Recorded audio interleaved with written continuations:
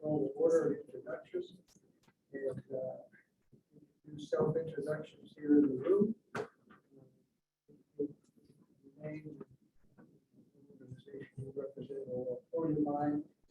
Start over here on this side this time. Good evening. My name is Aya Yassi, and I am representing the city of John Frank, Delaware County School Board.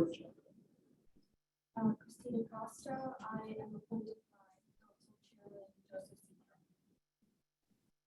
Excuse me, Chair, can you make sure everybody's speaking up very clearly and into the mics on the table?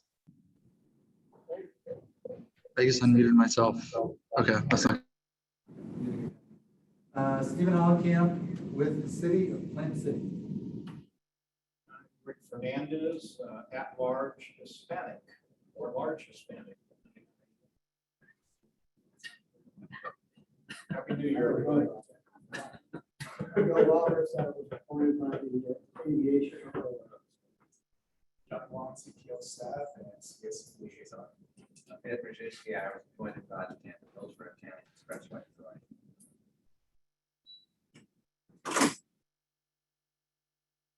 Wait, little, I'm appointed by Commissioner Kemp. Floyd Prindle, I figured he called it out. I didn't say it. But we have committee members online who share the information. Artie Fryer, Transportation Disadvantage Coordinating Board. Welcome. Terrence Trott, African American at Large. Good afternoon. Thank you. Don Skelton, Port Tampa Bay. Good. The other committee members.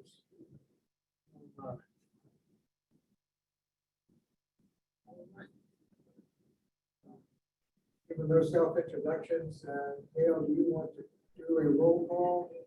I can use the introductions as the roll call. I just want to verify that we have our in-person quorum. Quorum is 7, and I believe we have 9 in the room. We have an in-person quorum. Okay, great. With that, with the in-person quorum, Chair, if you would call for a vote of consent for remote participation, please.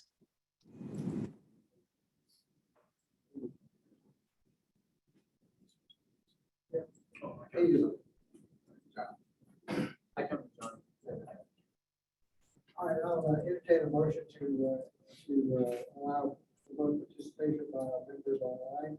Is there a motion? So, Mr. Fernandez, I hear a second. All in favor, please say aye. Aye. Any opposed? Any opposed online? Motion passes unanimous. All right. Chair, who was the second on that? I am. Thank you. And again, I will ask that everybody speak up a lot more than normal. Next item on our agenda is public comment. Has anyone in the room signed up for public comment?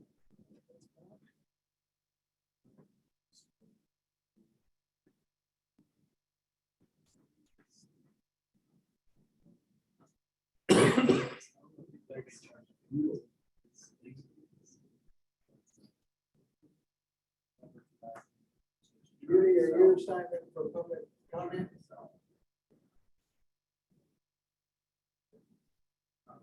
Gail, do you see anyone with their hand raised?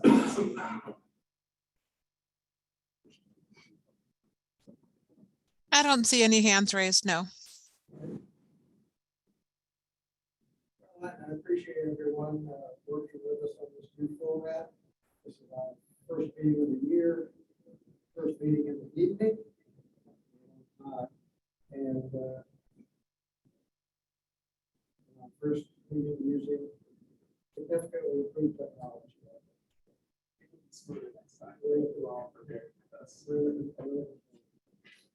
All right, hearing no public comment, I'll close that portion of the meeting.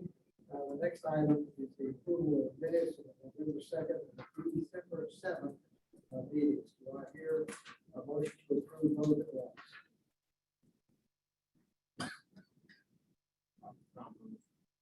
Fernandez moves approval of I'll both sets second. of minutes. I will second those. Any discussion, any changes or corrections to the minutes as submitted? Anyone online have any corrections? Hearing none, all in favor of approval of those sets of minutes, please say aye. Aye. Online opposed? Anyone in the room opposed? Minutes are approved. Thank you very much. Next item on our agenda is we move on to our action items. The first item is FDOT and FDOT tentative work program, letter of commitment, a letter of comment, rather. We're ready for that presentation.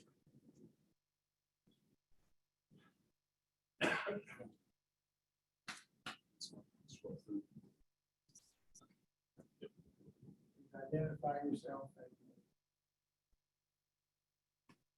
Good evening, committee members. Okay. Microphone. Oh.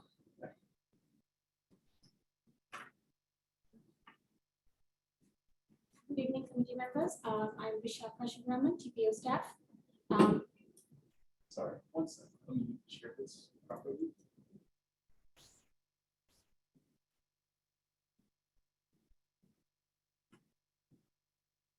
Right, let's go. Good evening. I'm here to present the FDOT's tentative work program for the 5 years from fiscal year 24 to 28 on behalf of FDOT. So this, like I said, this is the work program for the 5 years from FY 24 through FY 28.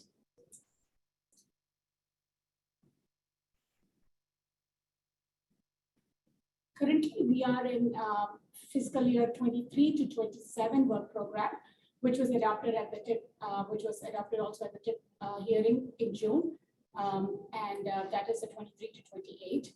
FDOT's work program is a 5-year program, which includes all the projects which are road projects, transit projects, seaport, airport, and it includes the different phases of projects, starting from transportation planning to right-of-way design, acquisition, and construction. So this is what the work program is about. The FDOT's cycle runs from June 30th to July 1st to June 30th of the next year. So currently we are in the middle of FY 22-23. And right now we are in the process of tentative work program for FY 24. So every year on June 30th, the current work program cycle ends. And on July 1st, the next work program, the next year moves up as the current year. So that's what you see here on the slide. The year 2 will become the year 1.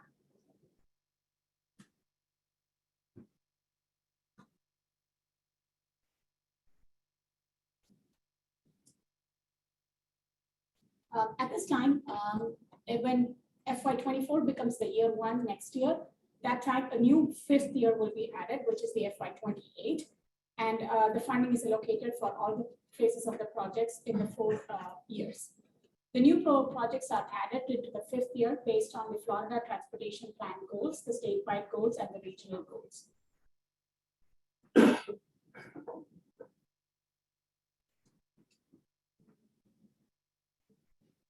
Currently here, this is where we are in the process. We are in a tentative work program.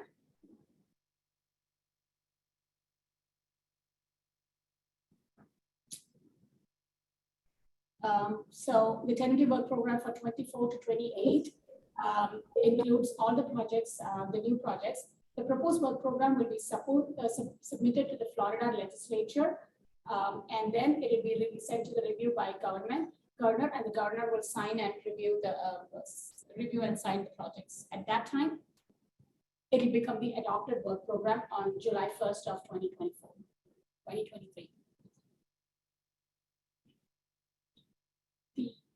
This slide tells about the FDOT's programming strategy. So how it works is that FDOT tries to preserve the existing program by which it tries to fund all the projects that are currently in the work program. The next phase will try to fund the other phases of the same projects in that existing work program. And the third step would be to add the new projects. The programming also includes the priorities set by the NPOs, the priorities set by the regional partners, including the Suncoast Transportation Planning Alliance and the FDOT and the SIS priorities. So the next couple of slides will show you what are the new projects which will be highlighted in the tentative work program. By that, I mean that the projects which will be newly added, the phases that are newly funded, any projects that have been deferred or moved, and any projects that are of interest to the community. So if any project is not mentioned, it just means that there has been no change in the project. The first priority is the Hillsborough TPO's planning project, which adds planning funds to FY28. These set of projects are hard projects, which are the transit priority projects. These were a high priority in the TPO's list. The first one being the high maintenance, heavy maintenance facility construction. Capacity has been added from 24 to 26. The next two projects are the hard bus capital repair, bus stop repairs, and the bus replacements, both of which have been added for capital funds for FY28. This set of projects are bike ped projects. These were also a very high priority in TPO's priority list, and these are bike ped projects. The first two were requested by Plan City for Marshall Middle School sidewalk and Tomlin Middle School sidewalk. Both of them have been added for construction funds for FY27. The third project is the Hillsborough County sidewalk gaps. Hillsborough County is currently doing an analysis for all the sidewalk gaps within the county. And with that, once they produce the comprehensive list, FDOT will fund the construction of those projects. These will be funded by the new fund, which is the carbon reduction funds, CAR funds.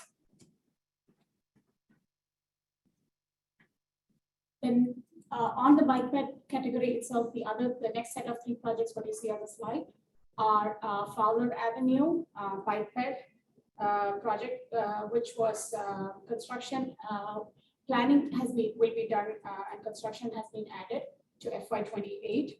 With this money, the sidewalks on the northern side of the corridor will be constructed.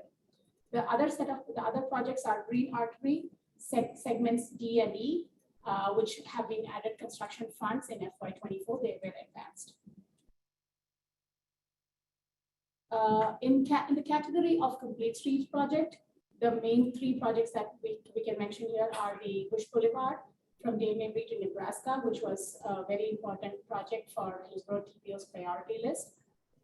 And also the other projects are the Heights Mobility Project and the Lois Avenue project. The design will be done by City of Tampa, which is a local funds, and construction will be done by FDOT in FY28.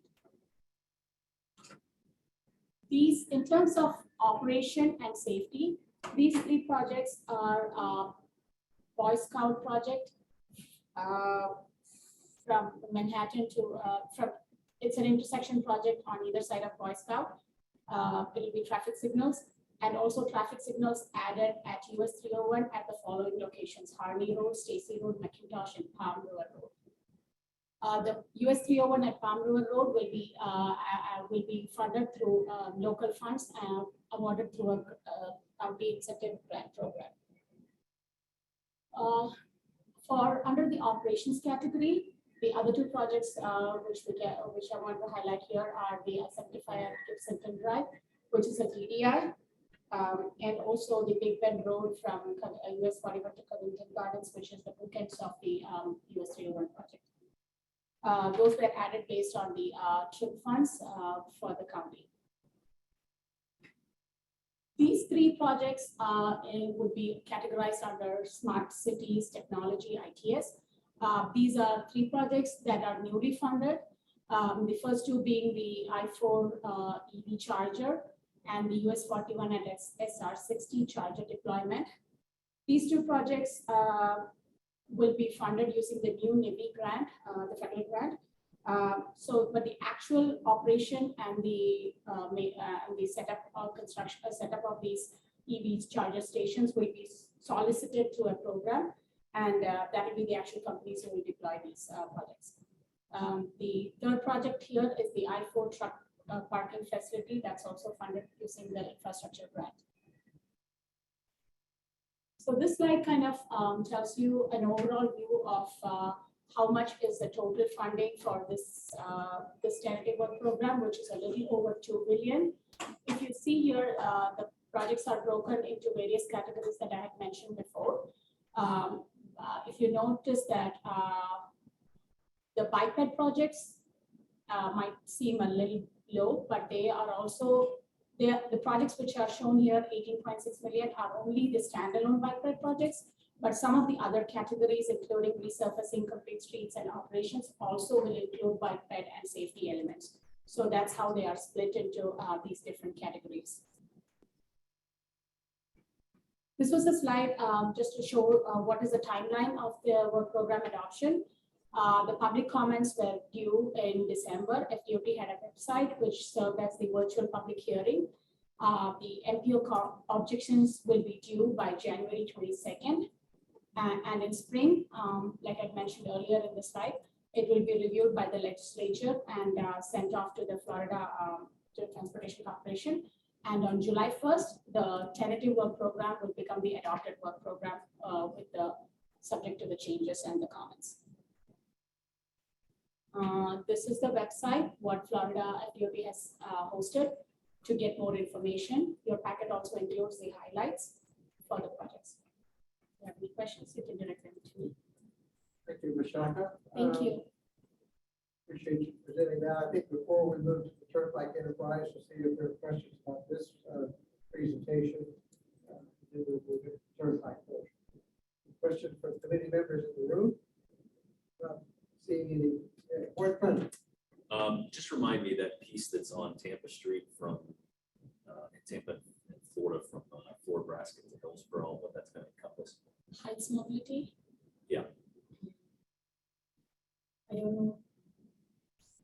It's the urban corridor improvements, but I don't know the details of that project. Was that the heights mobility? The question had to do with the line item about Tampa and Florida streets between Fort Brasket and MLK. I just want to be clear on what that project entailed.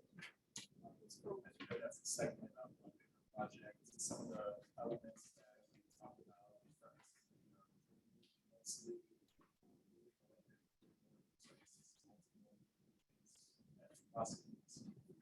Johnny, we can't hear you online.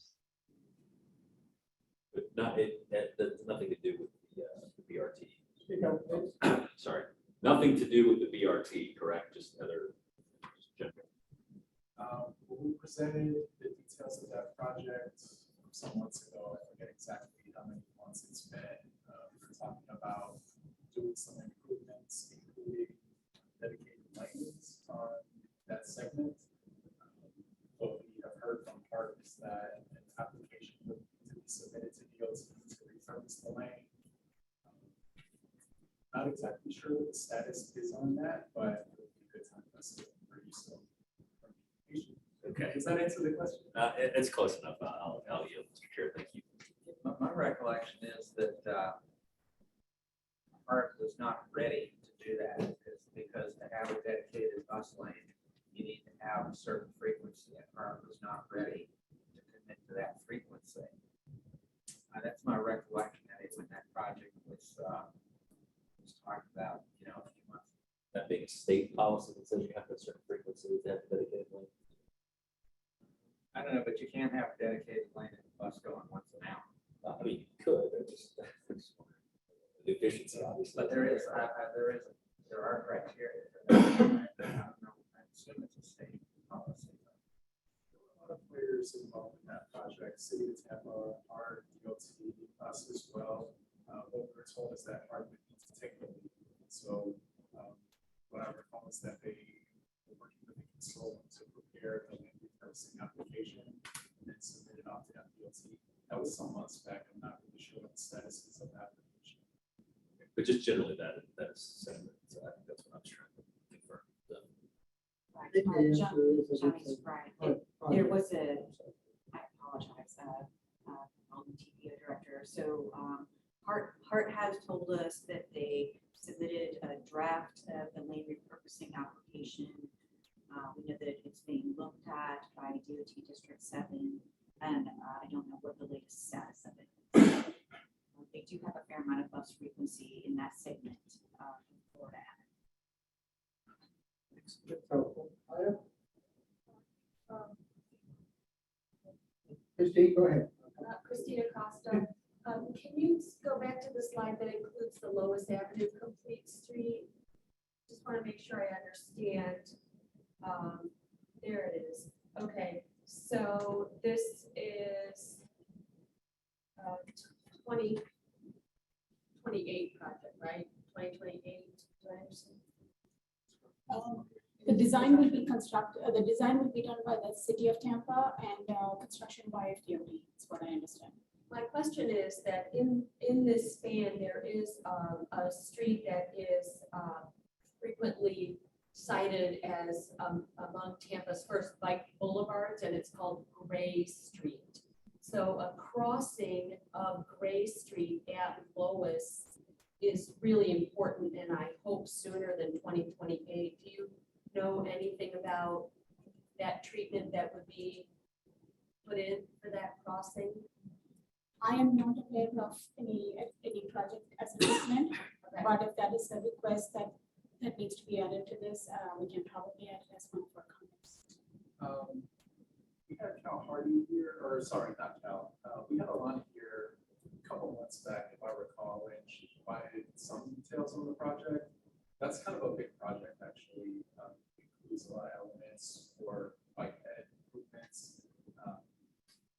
I could reach out to her again to get a summary of the details, but we brought this project to the committee a few times, which makes me embarrassed to say I'm not all the details of it. But if you'd like, I can reach back out to Alana and see if she can get us something.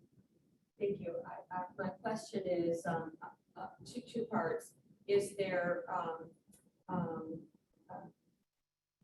correlation of these two projects, and let's ensure if possible that the Gray Street does not have to wait for Lois Avenue project to have a safe crossing. Those would be my two questions as takeaways, just inquiries at this time. Thank you. Yep. I just wanted to go back to that project that Blake was asking about. Tampa Street. It's on the screen. Yep. There's North Tampa, Florida. Yeah, so That's a second project. is this who's the agency working on? Is this a DOT project or Hillsborough County or a city project? This is Tampa and Florida. She's asking about the Tampa Florida Avenue project. Who's running that project with the DOT? I'm trying to paraphrase. Yeah, it's Yeah. DOT. Okay, so But like Johnny mentioned, there are other agencies also partnering. There's a lot of agencies involved because this is a potential project if the transit moves forward. DOT is leading the construction on that project. okay, so can I, if I could put a request for additional information, I know you said that there was a previous presentation on this project, so maybe we can a status report or a status presentation of where they're at. Because if they want to design in fiscal year 24, so that means they are at least close to finalizing the project development phase. And so we would have some kind of at least alternatives of what are the potentials, what are the alternatives that they're looking at right now. So at least we know what is the proposed alternatives, and we can learn more information about what is the best one, or if they've already made the recommended alternative. Yeah, I can try to reach out to the project. And also, it seems if is there any construction funds for this project, or is it only design? So the southern portion, we're doing a drainage project right now with the grant fund, raise grant. That project, that portion of it's already under construction. This northern portion, just design is the fund. I mean, this is reassuring because we can kind of say what is being developed and what the alternative is. What's we're gonna look at, if we have a chance to look at what the design is, and then it's not under construction, so it's not moving forward until we give our say. So, yeah, this is just a placeholder for design funds. Josh, do you have a question? Two comments. I think, can you go to the slide that shows the summary of costs? Yeah. I did some quick math, and capacity at 1.3 billion is about 56% of what you're showing over the next 5 years. Everything else is, individually less than 10%. I think that is skewed the wrong way. Just as a general comment, I think this board and the TPO board have talked more about bike ped, complete streets, transit, and perhaps intelligent transportation as categories than just sheer capacity. So I don't know if this is a true reflection of the priorities of a lot of folks, and I think that's concerning, really concerning. And I think the second part of that is capacity at 1.3 billion. We didn't see any capacity projects listed in your summaries.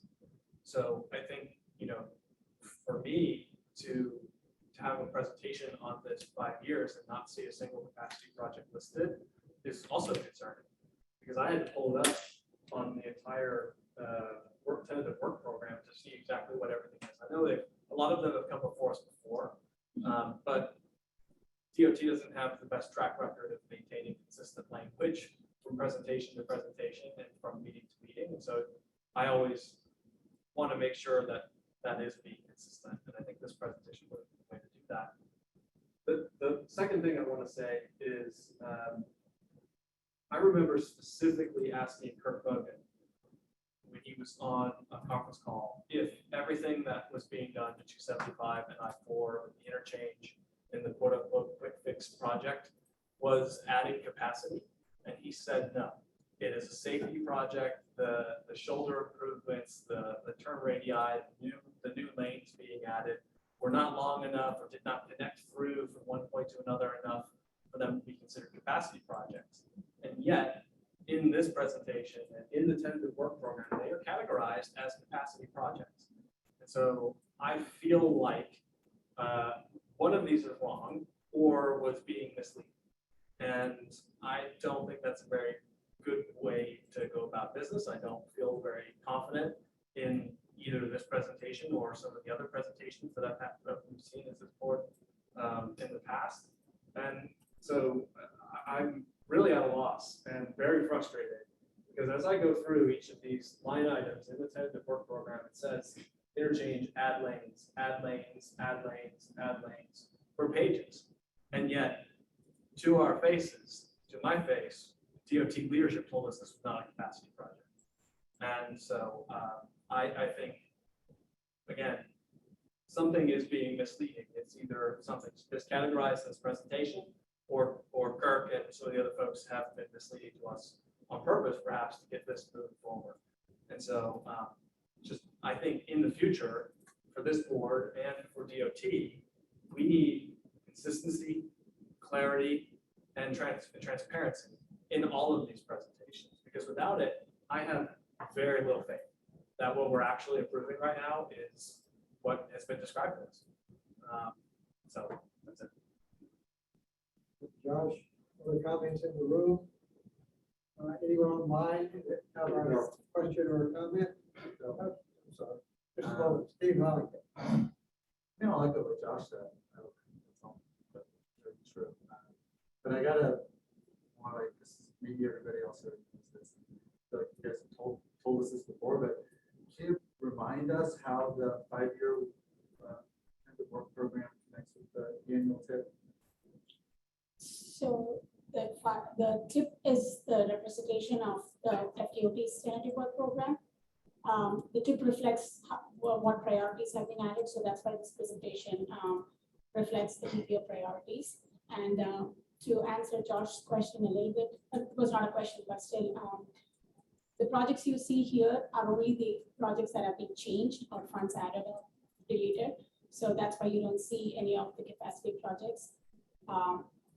But the tip is the FDOT's work program in the program, the TPS version.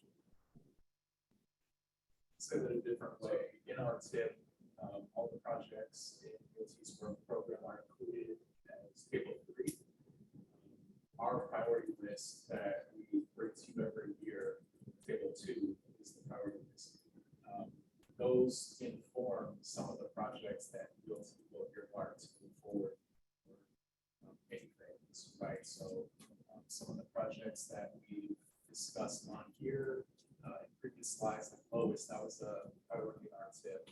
The hard, heavy maintenance facility, bus stop capital repairs, those were like some of the top 5 projects that we had identified to move forward. So the projects that we come up with annually and table 2 have an impact on what DOT and its work program. Based on some of the projects that Vishaka highlighted, you'll see that their voice informs to a large extent what DOT spends money on. Okay, so then on here, we have something's being constructed, it's being added to the 5-year tentative plan. Then in 2027, it'll be okay, we actually can do this in 2028. Is that a way to think about the projects being added here? But there's still the year before we have a really improve it. I don't know if I've ever thought about it in those terms, but until a project has reached that certain stage of design, still have an opportunity to just as an example. So until they reach that point, still have the ability to comment on them. It's often these projects forward as a status report when they're good design, they invite you to public comments, to comment on alternatives when they get to that stage. There's still a lot of to offer. Thank you. Is the action item the MPO's letter to DOT is actually the action item? Right, that's right. So DOT solicited comments through that website for individuals. This is our opportunity to make comments to DOT on the work program as a committee, and then take our comments. When I say our, I mean CAC's comments, and guide us. Tell us which comments they would like to include in that.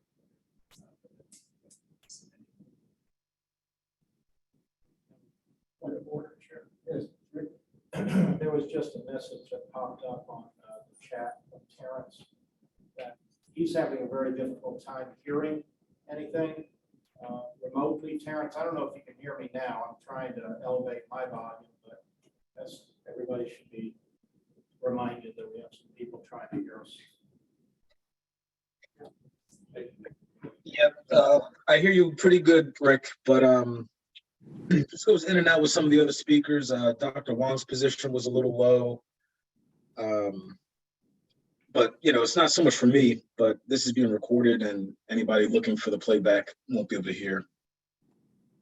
Good point there. We'll move the microphones around and see if we can pick up comments better. Are there any comments from committee members online about this presentation before we move on to the next second half of the item? Anyone online?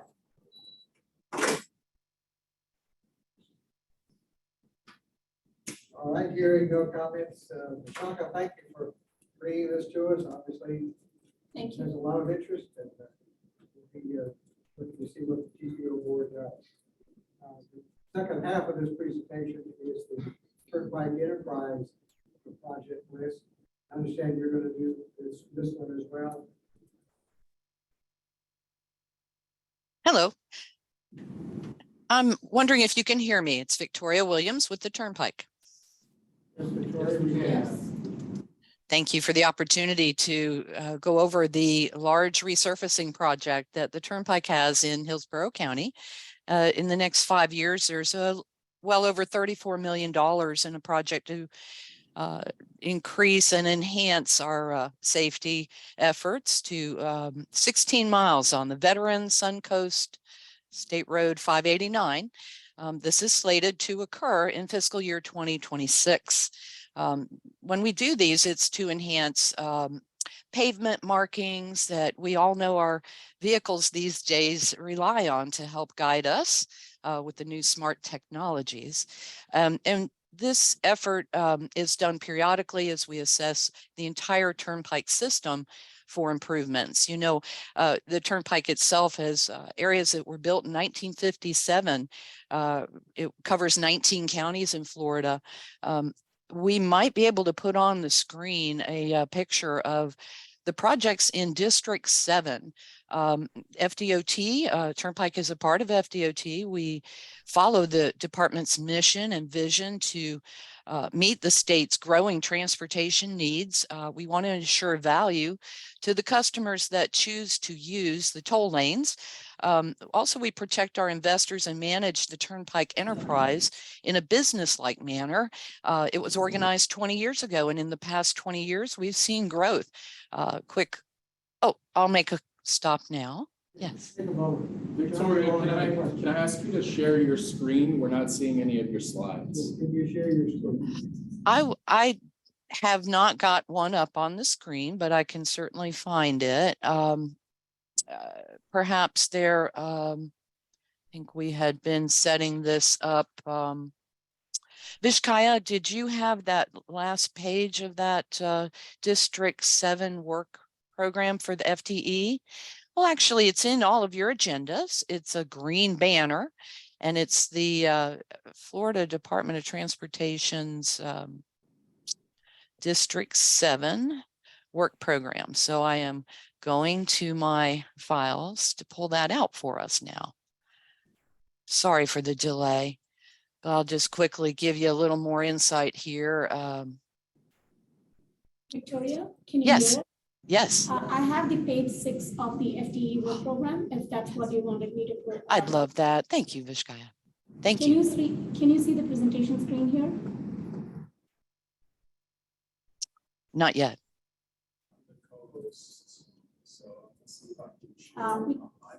Check and share the screen. Go to share screen on the Zoom.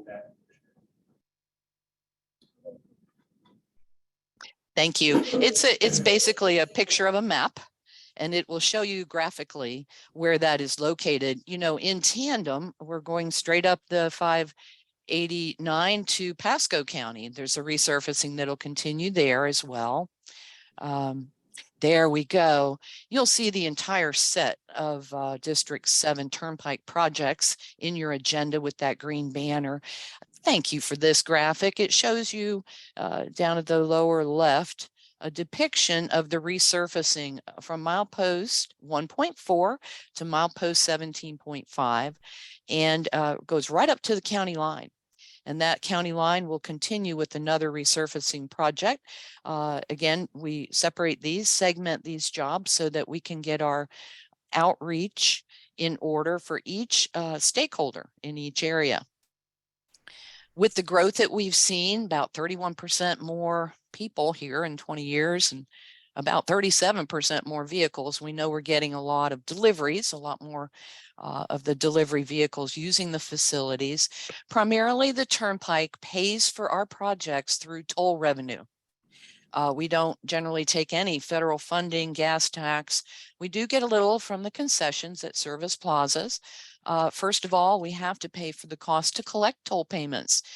You can pay less for toll roads by using a prepaid toll account with a transponder. We're interoperable now with a lot of different states in the United States. Then we go ahead and pay off bonds that we use when we build things. These bonds are highly rated. We're proud to say reduces our borrowing costs to have highly rated bonds. We pay back those creditors, we invest in resurfacing and renewals, and then we look for capital improvements. We also want stakeholder input. We observe traffic data and future projections from the counties. We look at the users on our roads and see what kind of development is coming. And our system has grown. We have several more roadways that are a part of the Turnpike enterprise. On the very last page of this document, you see here, we have 2 projects that are only funded to be looked at for PD&E, this being the Project Development Environment Study, but we're looking at it through Hillsborough and Pasco, milepost 13 to 29, that full PD&E. And also then funded, you'll see, touches both counties actually. This is where we're looking to add possible design project. So as we run these forward, we're hoping to make this improvement fiscal year 27. So when that happens, you'll be getting notices and we will be looking for your input. Stakeholder input is primary in the Turnpike's analysis of improvements that are needed statewide on our system. So again, Victoria Williams, my role here is the MPO Liaison Administrator. Sometimes you'll see our MPO Liaison Sayosi Fine, and we look forward to working with you in the future. You can find our full list of our projects also at the website that Viscasha mentioned. Thank you very much. Thank you, Victoria. Other questions from committee members in the room? Yes, Christine. Hi, Victoria. This is Hi. Christina Costa. Yes, ma'am. You mentioned there's $34 million in the Turnpike resurfacing allocation, and I wondered, is that 34 million part of the 260 million resurfacing that Viscasha showed us before, or is it that a separate and different? Great. Thank you. I will defer to her. Okay. I apologize. I don't know what went into her number there. The answer. Give a second. I think Priya is trying to remotely adjust the volume or doing some settings.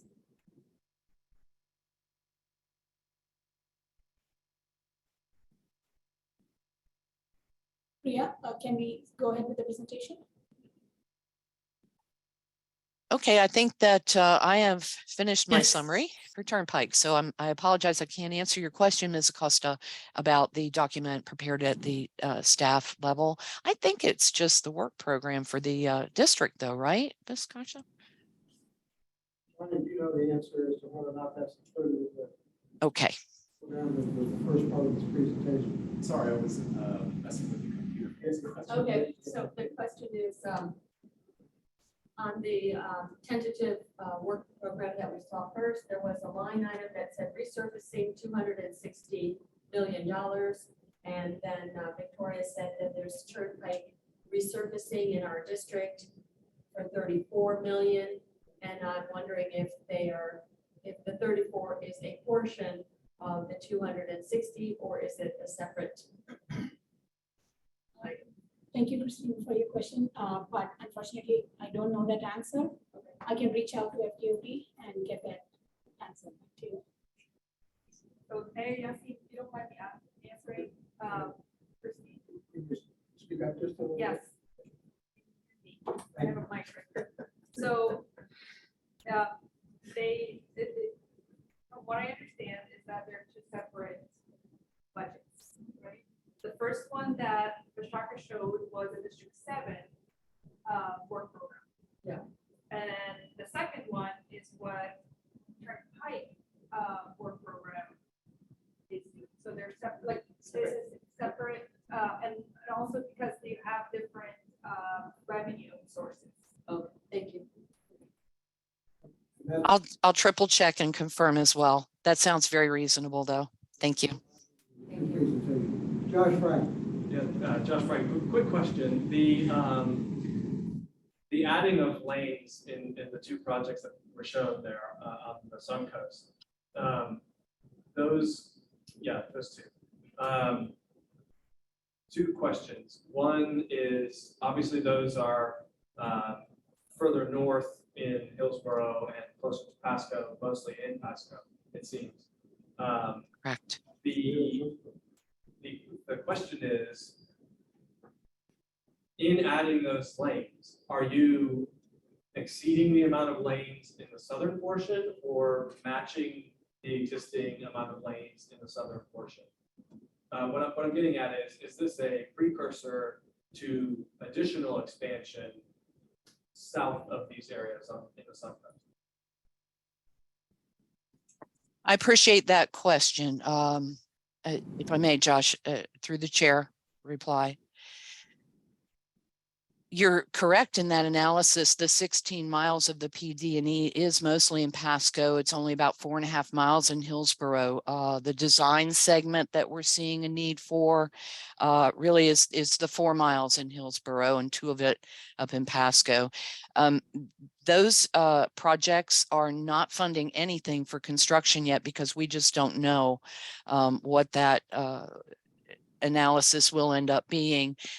Again, stakeholder input.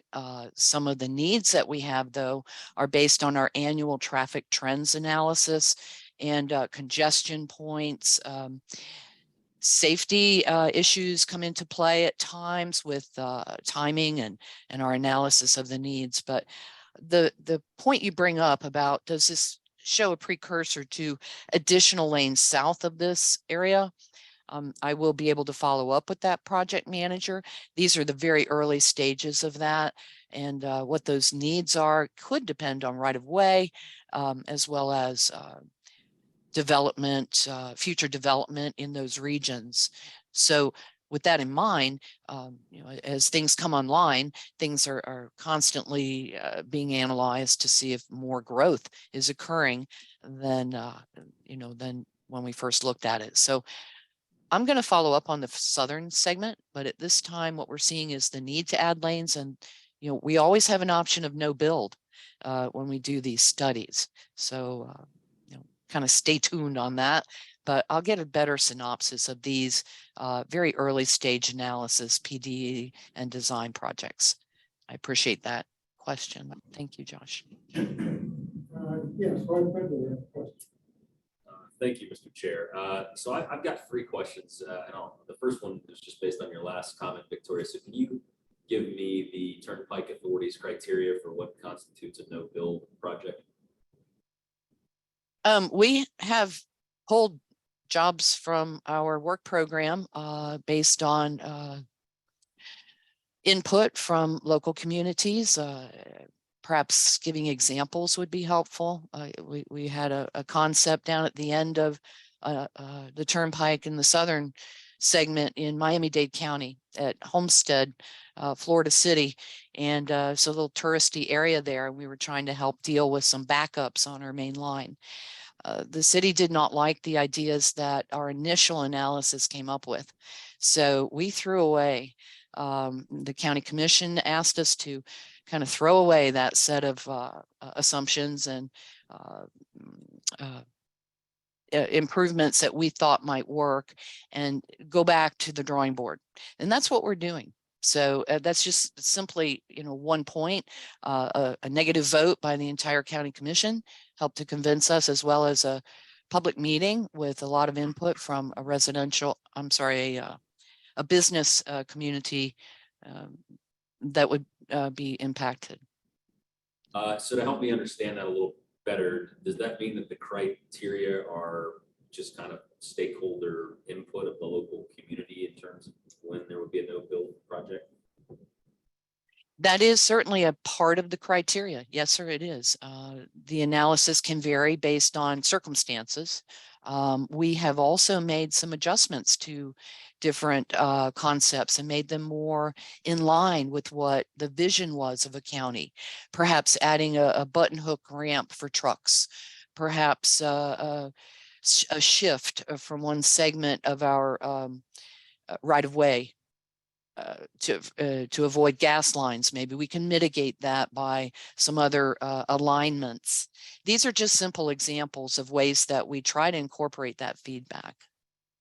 All right, so you said that the feedback was part of the criteria. What are the other criteria that determine whether the Turnpike Authority has a no-build project?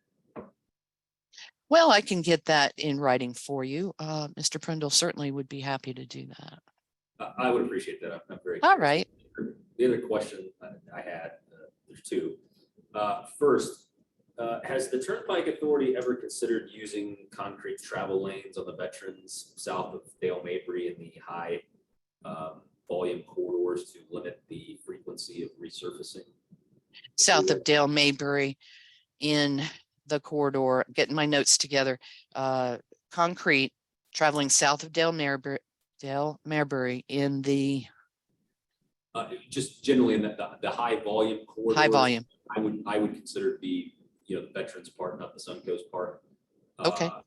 Whether the Turnpike Authority has considered using concrete travel lanes instead of like asphalt, which has to be more frequently resurfaced and thus disruptive to commuters. More frequent. I'll get with our construction team and also our maintenance folks on that. Okay. The last question I had is there any update in terms of when the toll is going to be activated on the express lanes for the Veterans Expressway, so that where there will be a toll on top of the toll for the express lane? Is there any update on when that's going to be enacted? I'd be happy to give you an update on Turnpike's through lanes, which are the managed lanes that Turnpike is using throughout the system. Roadways such as interstates, call them express lanes. They generally have less frequent ingress and egress. They support longer trips. The Turnpike is not surcharging usage of those lanes whatsoever on Turnpike facilities. However, the timing I can follow up. Yes, sir. I'm sorry to interrupt. I appreciate your explanation, but really, I think you answered my question with the timing. If there's not an answer, I would appreciate the follow-up through Dr. Wong. Thank you. I will yield back to Mr. Roberts. Is there other questions here in the room? No? Anyone online have a question regarding the Turnpike Enterprise presentation on this project? All right. I'm not hearing any. I would just first thank you, Victoria, for coming and giving us this information. Of course. Yes, sir. You're welcome. The slide that was just up. I would suggest in the interest of keeping everyone informed, that slide showed two projects and identified them as being in Hillsborough County. And I think that Mr. Frank correctly identified the majority of those projects were Pasco County. And I think if someone were reading the presentation, that they'd be better informed if they knew both counties were involved. Agreed. Yes, sir. I apologize. We had a Scrivener's error on the last one. It should have included those 2 miles that are in Pasco. Yes, sir. Thank you. All right. Thank you very much. Committee members, the action item before us is to recommend a proposed letter from the TPO to the FDOT regarding the information you just heard. Now, that letter was in your information packet. I'm more than happy to read it if you need a good sleep, inducement. But if no one requests me to read it, I will take it as face value. It is dated January 11th to Secretary David Quinn. It is proposed to be signed by Bill Alder from the TPO. Do I hear a motion to approve and recommend the letter? Motion from Laura. Second. Ed Zagorski will second. Is there discussion? Anyone online, any commitment online wish to make their comments and have discussion on the letter?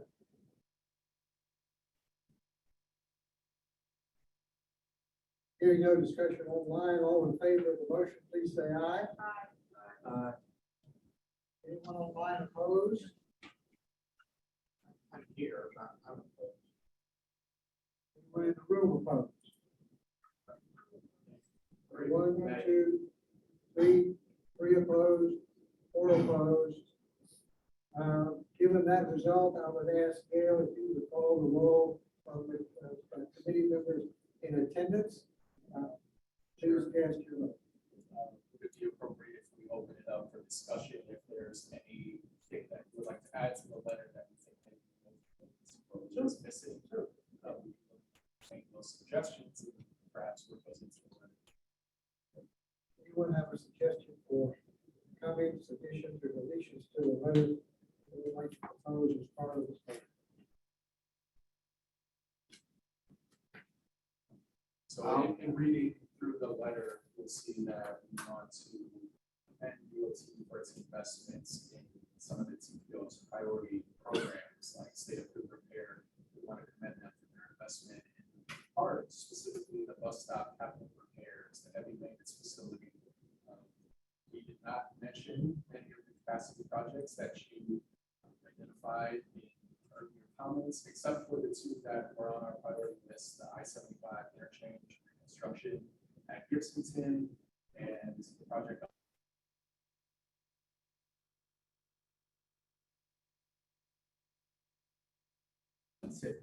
list for at least a couple of years. We also want to commend them for their investments in electric vehicle chargers as part of the NEVI grant. That was one. And the only objection or disappointment that we expressed was for not funding grade separation at US 41 systems. Right.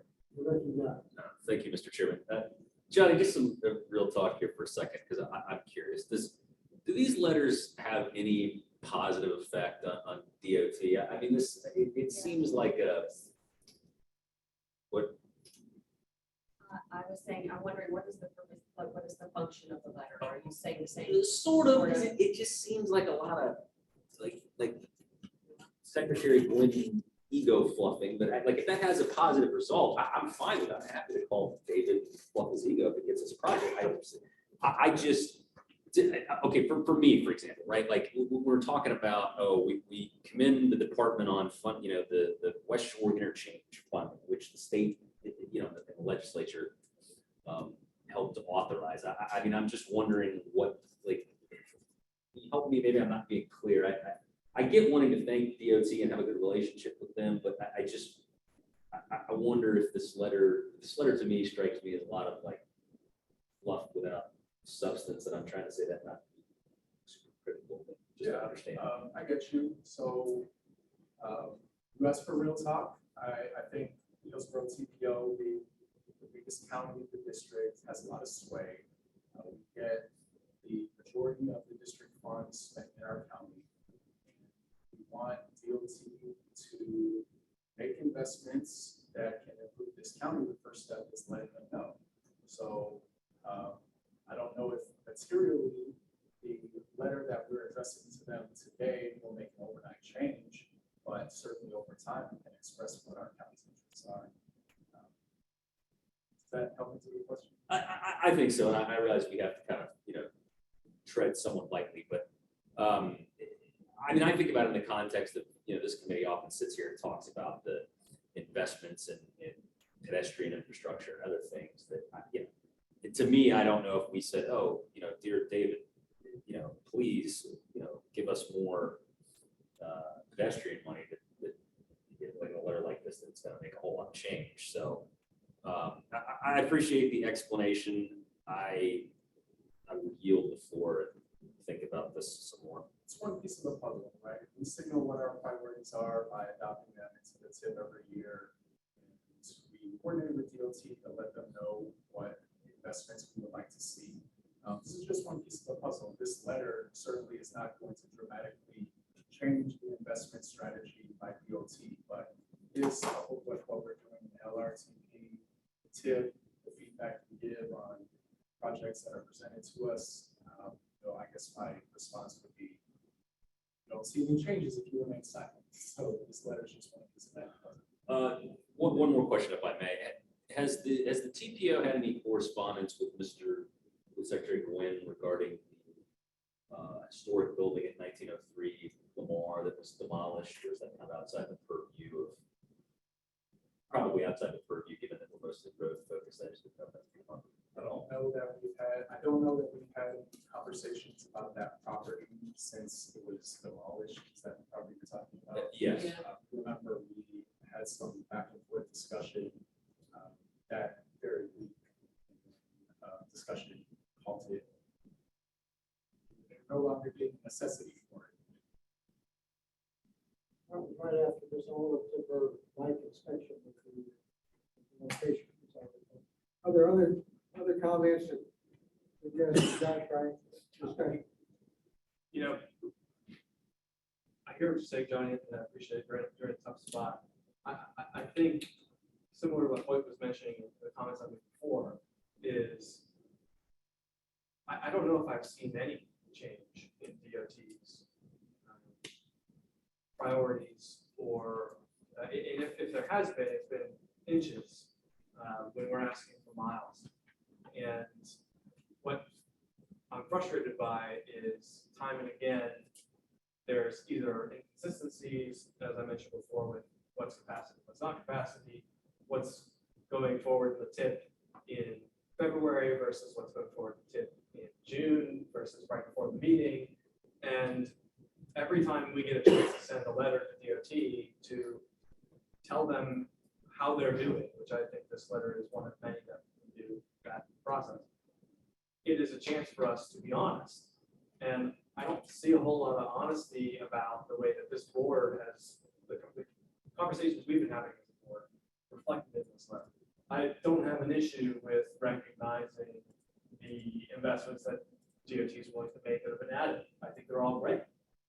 But that's not to say that hasn't been any issues with the Heights Mobility Multimodal Safety Project. We had some sincere issues with that when it came before the board that the BRT was not going to be a part of it.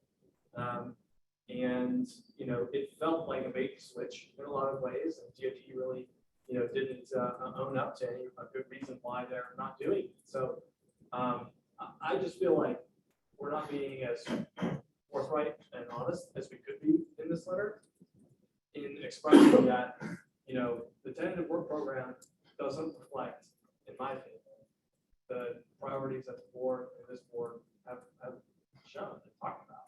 And I don't know how to get that to change. I certainly think continuing to write nice letters, love, not really call them, where we're not as critical as we could be, or honest, aren't getting us there. And so I don't know what the alternative is. I don't know how to get them to affect change. But I don't think this is it. So I don't, that's a really terrible thing to say because I don't really have advice on how to make this better. I just know it's not working. So, but I want to say that with as much respect as I can. Further discussion on the motion. Anyone online care to make a comment?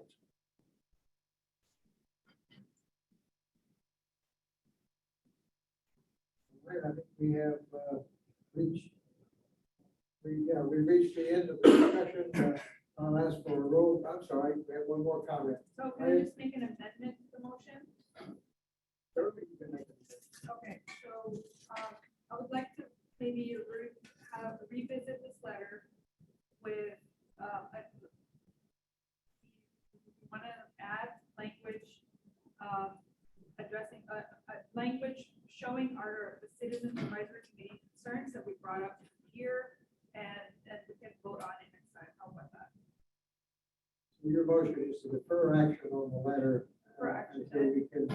Or maybe just request that the TPO add language, like a paragraph or two, to specifically express the citizen advisory committee concerns about capacity funding, about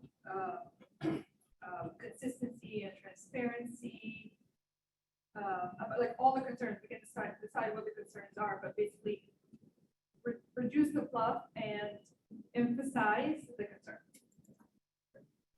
If you have a specific comment or topics that you'd like us to include in the letter, I think it would be appropriate to make that motion now because the deadline for us to submit the letter is the 22nd. So it's kind of like the last opportunity to see it. And I think she just basically offered an amendment to add some language. And I would, Commissioner, I accept that as an amendment to add the concerns that you just enumerated, which I cannot do as well. So is there a second to that motion to amend the? Is there a second? Clarity on what the as enumerating. I would like to refer to the whole committee and to specify what are, or articulate what are the main concerns that we have. Josh, next to that? Well, yeah, I was trying to think of one, because I think there's many, and I don't know, I don't know if a 15-page letter is worth crafting. But one example, immediate example that I can think of is, I don't know how any or all of these projects impact the TPO's anti-discrimination and equity stance, right? And I could legitimately make an argument that some of these, especially some of the expansions do harm and are antithesis of some of those statements that we've adopted. And so, I mean, that alone is worth enumerating in a letter, but that's just one. The impacts to, we've talked before about our capacity projects, Vision Zero. Well, there's a lot that I can't, I don't think we can just.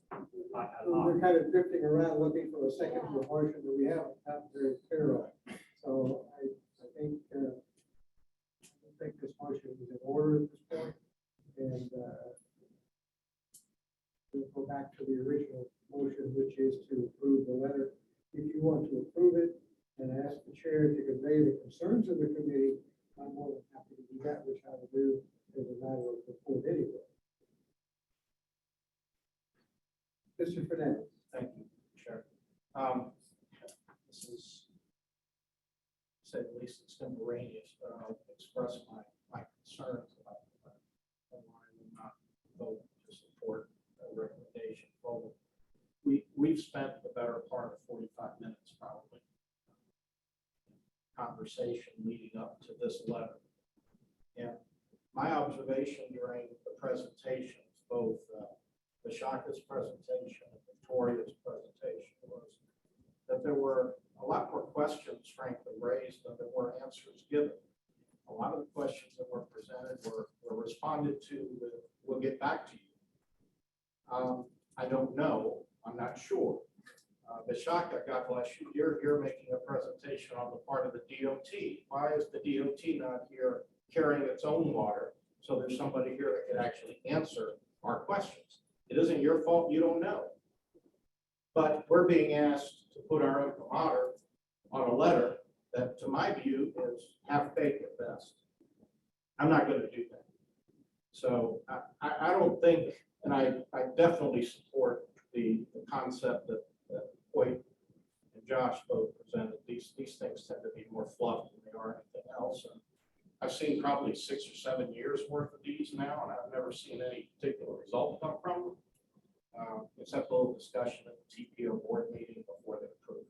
So anyway, that's all that. All right, I'd like to have a roll call vote on the motion to approve the letter. Gail, let's go around one of the rooms, the virtual of the real room. Take a roll call, please. Okay, so I just want to make sure that we are going back to the original motion made by Aya Yassin to approve the transmittal of the TPO's letter of comment to FDOT on the tentative work program, and that was seconded by Ed Mrzyuski. Is that correct? Correct, yes. Okay, great. And are you okay if I do the roll call vote going down the list of members? Yes, please. Thank you. Bill Roberts, Yes. Rick Fernandez, No. Carolyn Brown, No. Hoyt Prindle, No.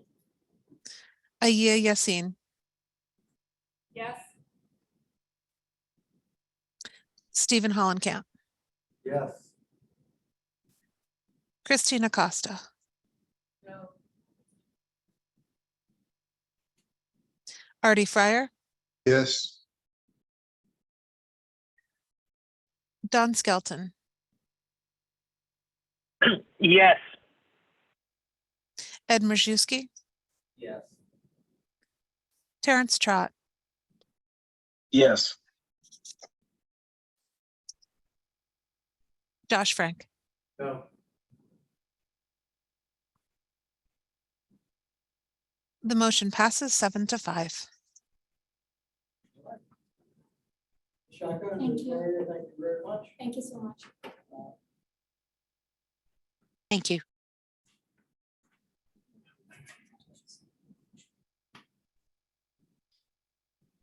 Moment to organize the technology. Connor, if you're on, can you try to share your screen right now so we can troubleshoot if we need to? Yes, it says host do have disabled your- participant screen sharing. It says where it's disabled. Yes, it says host disabled participant screen sharing, but I'm ready to share as soon as I'm able. All right, then I will run your slides for you. Johnny, is it the presentation or the report? It's on the website. Presentation slides.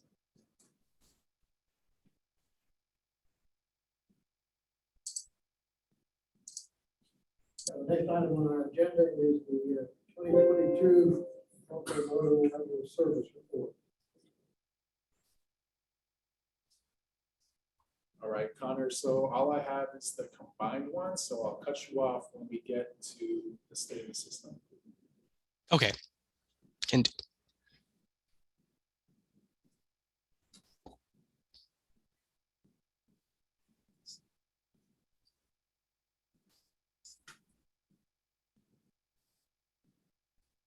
Okay. All right, good evening, everyone. I'm Connor McDonald, TPO staff. I'm here to present the 2022 Multimodal Level of Service Report. And this presentation that you see is combined for the board. So later you'll learn some more on the state of the system as a status report. But the MMLS report, the purpose is to record and produce a comprehensive list of major roadways in the TPO network and their multimodal operating conditions. So the multimodal aspect would be bicycle, pedestrian, and transit level of service. Next slide, please. So many of you may be familiar, but level of service was a concept developed for vehicles as a measure of inconvenience or delay. So you see these images at LOS-A with fewer cars on the road and an LOS-F with a high congestion. So research then explored new methods to qualify safety or quantify safety and comfort for bicyclists and pedestrians. So an LTS1, as you see in this image, would be maybe a separated bike track. And an LTS4 would be a multi-lane roadway with limited or no bicycle facilities. So next slide, please. So the MMLS report is used for externally by local agencies like the City of Tampa or Plant City, and they use these for reports or projects or prioritizing projects. And internally, we use this as Plant Hills Road staff for comprehensive plan amendments, ETDM reviews, which is efficient transportation decision-making reviews, and the state of the system report, which you'll learn some more later in this meeting. Next slide, please. So the project history in 2017, the TPO staff evaluated existing MMLOS methodology and established that LTS standard. So last February, we did a finer gradient of existing conditions for that level of service and applied it to all roads within the county, all roads in the TPO network. Last summer, we incorporated those two methodologies into our database and reviewed and updated the transit level of service calculation. So what you see now is an updated multimodal level of service report. And that's where we are now. So the next slide, please. So some contents of the level of service report. This is for roadways in the TPO network. So, and those roadways in the TPO network are defined by federal mandate. So there are state or FDOT roads, and that's organized first, that's listed first in the level of service report. And Tampa Hillsborough Expressway Authority roads, then Hillsborough County roads, City of Plant City, and City of Tampa roads. There are no City of Temple Terrace owned roadways in the major roadway network of the TPO. So this would be the comprehensive list of all those roadways. So our sources for vehicular level of service, we use the corresponding jurisdictions level of service guidelines. So for state roads, that would be the FDOT source. And then for the city and county, those would be the comprehensive plan and methodologies as defined in the comprehensive plan. For bicycle and pedestrian level of service, we've set those guidelines using that level of traffic stress combined with the FDOT level of service handbook. And the transit level of service, we also use TPO guidelines that we've created in combination with, again, that source book from FDOT. Next slide, please. So some variables used to calculate these level of service measurements. We use lane count or lane type, the length of the segment listed in the report, speed, annual average daily traffic, peak hour, peak direction volume, and the volume over capacity ratio. We use all of these variables to determine that level of service. So this is an example of the contents. So this is some City of Tampa roads. And you can see all those variables. So this would be 2-lane undivided. There's also an appendix explaining more about these variables. The segment length, the speed, and then finally at the right side of the table, you'll see the vehicular level of service, bicycle level of service, pedestrian level of service, and transit level of service. And the final report is available at planthillsroad.org/level-of-service-report. And this again can be used by external agencies and also internally, and is available for public review as well.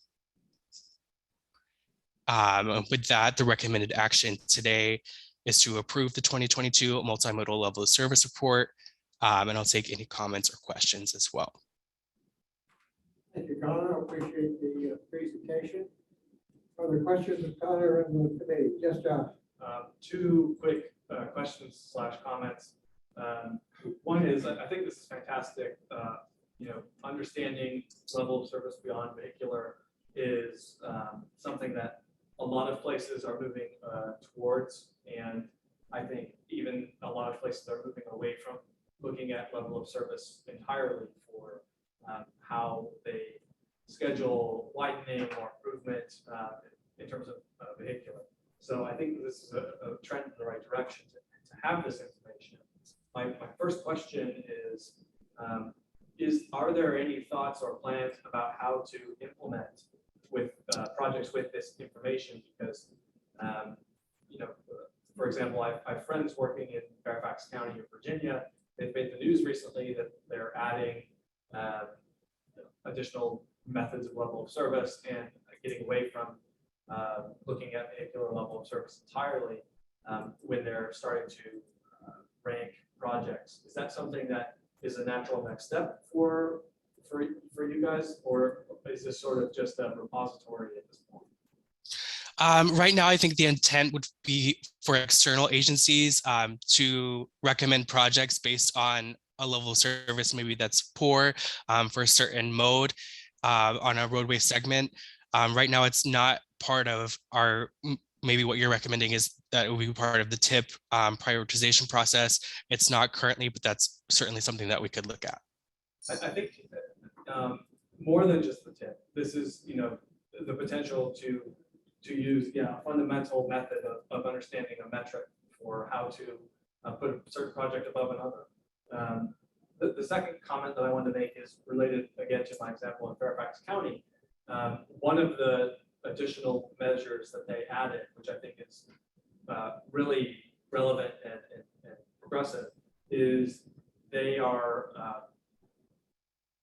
weighting certain metrics depending on their context. So for example, urban classifications are more heavily weighted in favor of pedestrian and bicycle level of service and less weighted towards vehicular level of service. And perhaps rural areas are the opposite. So it's a really insightful way to assure that you're not comparing apples and oranges when it comes to urban, suburban, and rural contexts, which the classification kind of already does.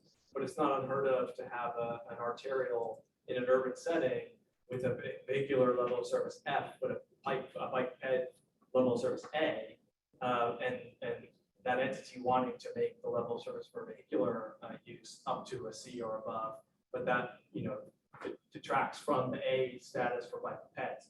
So there's a lot of articles again on what they're doing in Fairfax. I would encourage you and staff to look at it. I think it's called like additional measures or something like that is part of the technical term, but it's a really clever way of making sure that you're understanding the local context when you're applying these metrics. So that's it. Josh, we did use a similar methodology in determining investment levels in our LRTP. So we did look a lot at frequency for transit, connections from home to work, I should say residential clusters to job clusters. Attempted to translate those LRTP measures into the tip. So we are using these. It's not so easy to do for projects that get proposed to us, but they're certainly in the same spirit. Sure. Appreciate that. And to elaborate a little bit more on your second comment, considering the context class, that's certainly something we could look at in the future as well. Something that might be interesting to know is that we apply different methodologies based on who owns the road.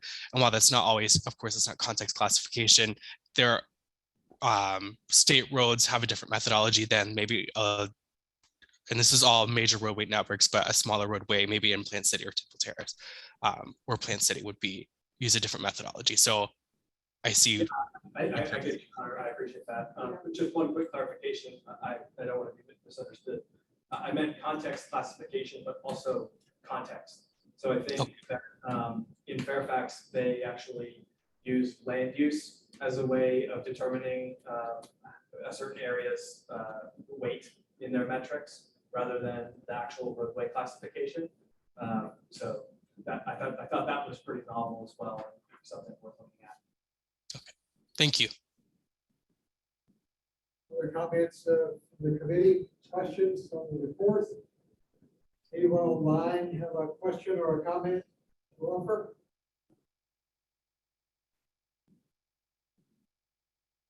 So here, Christina, Chairman, apologies.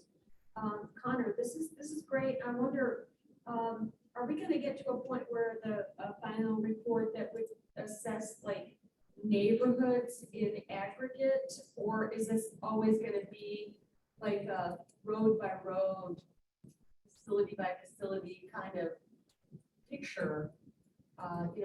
Wondering like the walkability indexes that are well established in the real estate environment.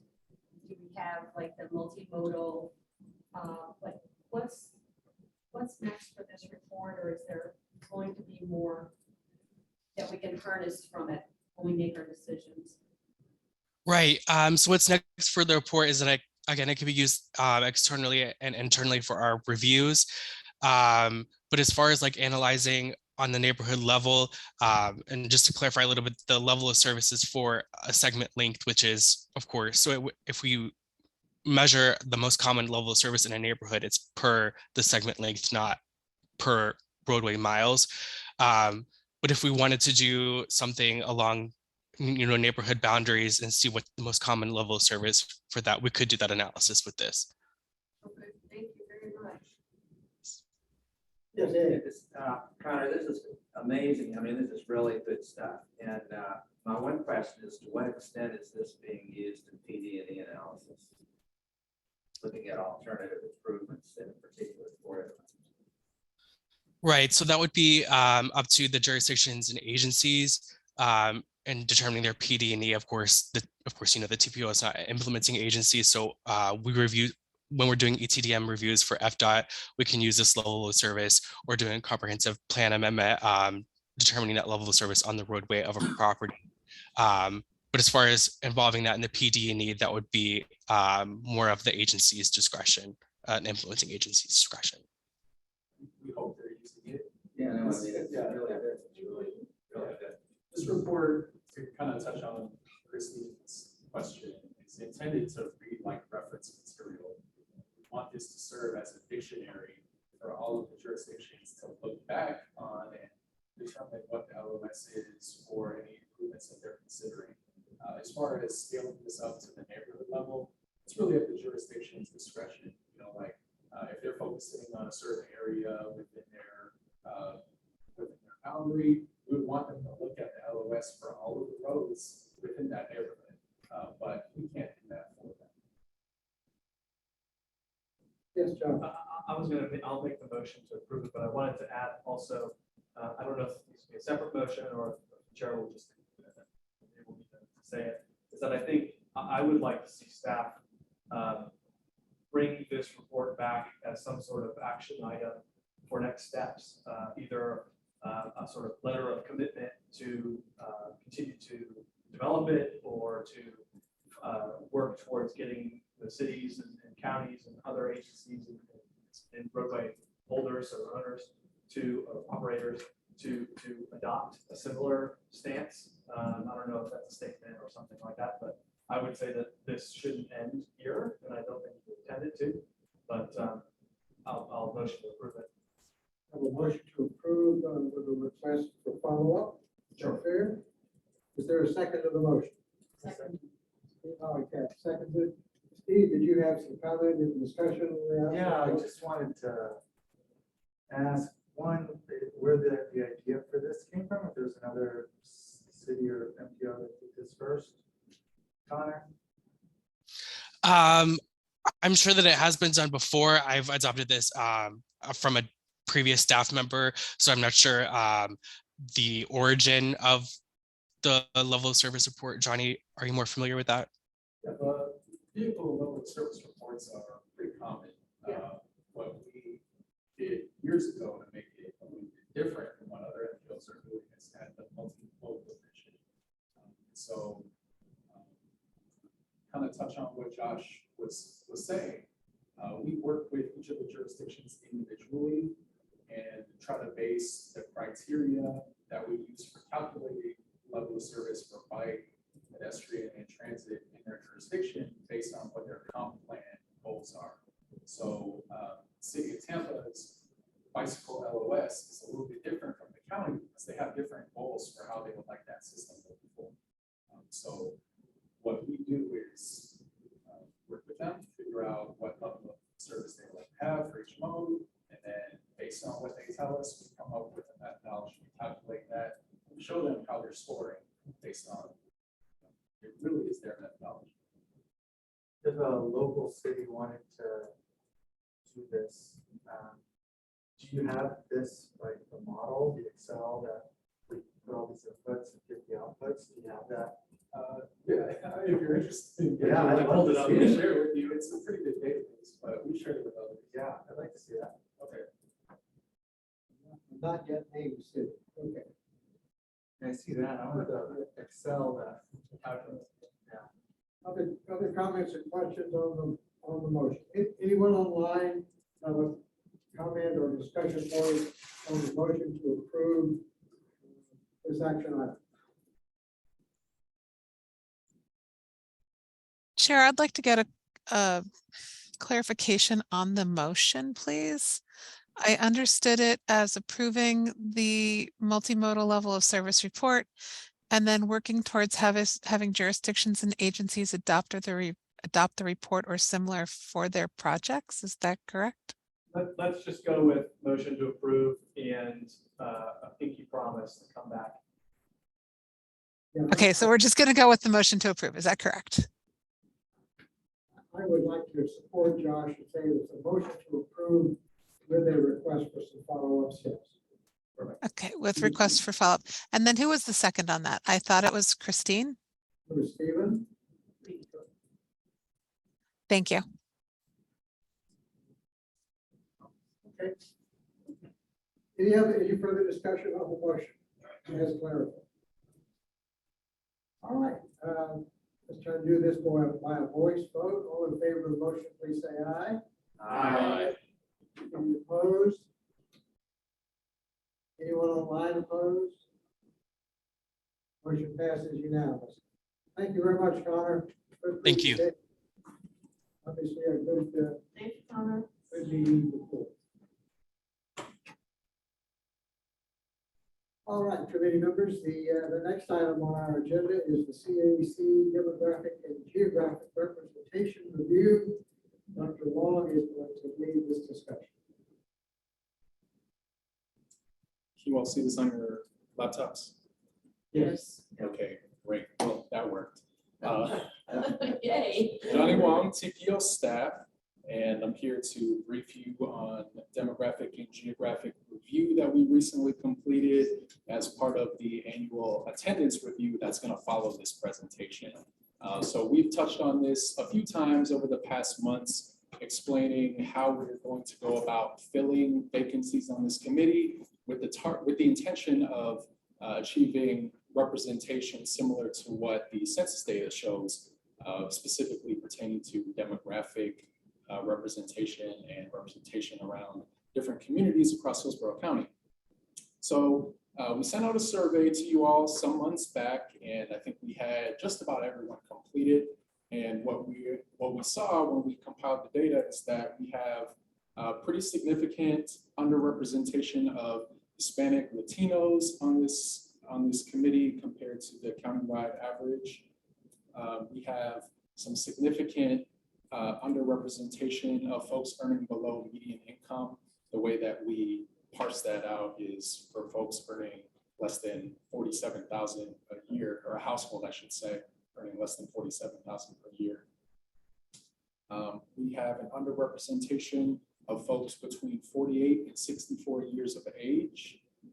We have a significant underrepresentation of women at this current time. No underrepresentation of persons with disabilities. And we looked at geographic representation as well.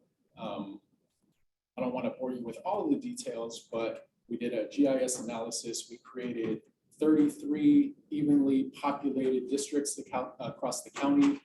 This is done according to our GIS software, so there was no bias injected into this analysis. And what we see when we chart your home addresses on this map is that we're lacking representation in a lot of big communities across the county. East Tampa, New Tampa, Town and Country, Citrus Park, Lutz, Keystone, Eastlake, Ornament Park, Brandon, Palm River, Sefner, Mango, Thanota-Sassa, Dover, Bloomingdale, Apollo Beach, Ruskin. We'll note that since the election, we lost 2 members of this committee that were residing in South County. So my mama is now lacking representation as well. And how this is going to inform TPO business and how we're going to use this information to fill vacancies is based on the underrepresentation that we revealed in our analysis. We're going to do targeted social media ads, and we can do that on social media platforms by zip code. So we see that we are lacking representation for Hispanic and women and some other demographic groups. Those groups are easy to target according to zip code. So we can plot out by census tracts, zip codes, where the communities that have ethnic representation are, and we can target social media ads to those zip codes to entice them to apply for membership on the CAC. We can also do that manually by drawing boundaries around a map, and that's what we intend to do for those geographic areas that we're showing don't have representation. So for 2023, our goal is going to be to do those targeted social media ads so that we can get some applicants representing low income, Hispanic, Latino, some women, and folks between 48 and 64 years of age. That's it. You all have seen this report several times, but now you understand how we're going to target our social media ads to encourage applicants to fill the vacancies on this committee. So the recommended action for you all is to accept the analysis and allow us, which will allow us to do that targeted social media outreach. Any questions? Question from the committee, Rick Fernandez. Thanks. Johnny, this may seem obvious to everybody, but it isn't to me. And I'm Hispanic by origin. How are you defining Hispanic and Latinx? That's according to census. So, when demographic categories that you can select when you're filling out the census is Hispanic, Latino, and then we have census data showing where Hispanic households are located by census tract, block. What we'll do, because this is how it lines up on social media, is by zip code. So we're gonna pull zip codes, I would assume mostly West Tampa, Waimama, Plant City, some of those areas that have a high percentage of Latinos living there. And we can send Facebook ads just to folks living in those zip codes. There's something about that doesn't chime right for me. You know, we're in a community here in Tampa, Hillsborough County, that has a very large Hispanic population. And, you know, we're all over the place, if you haven't noticed.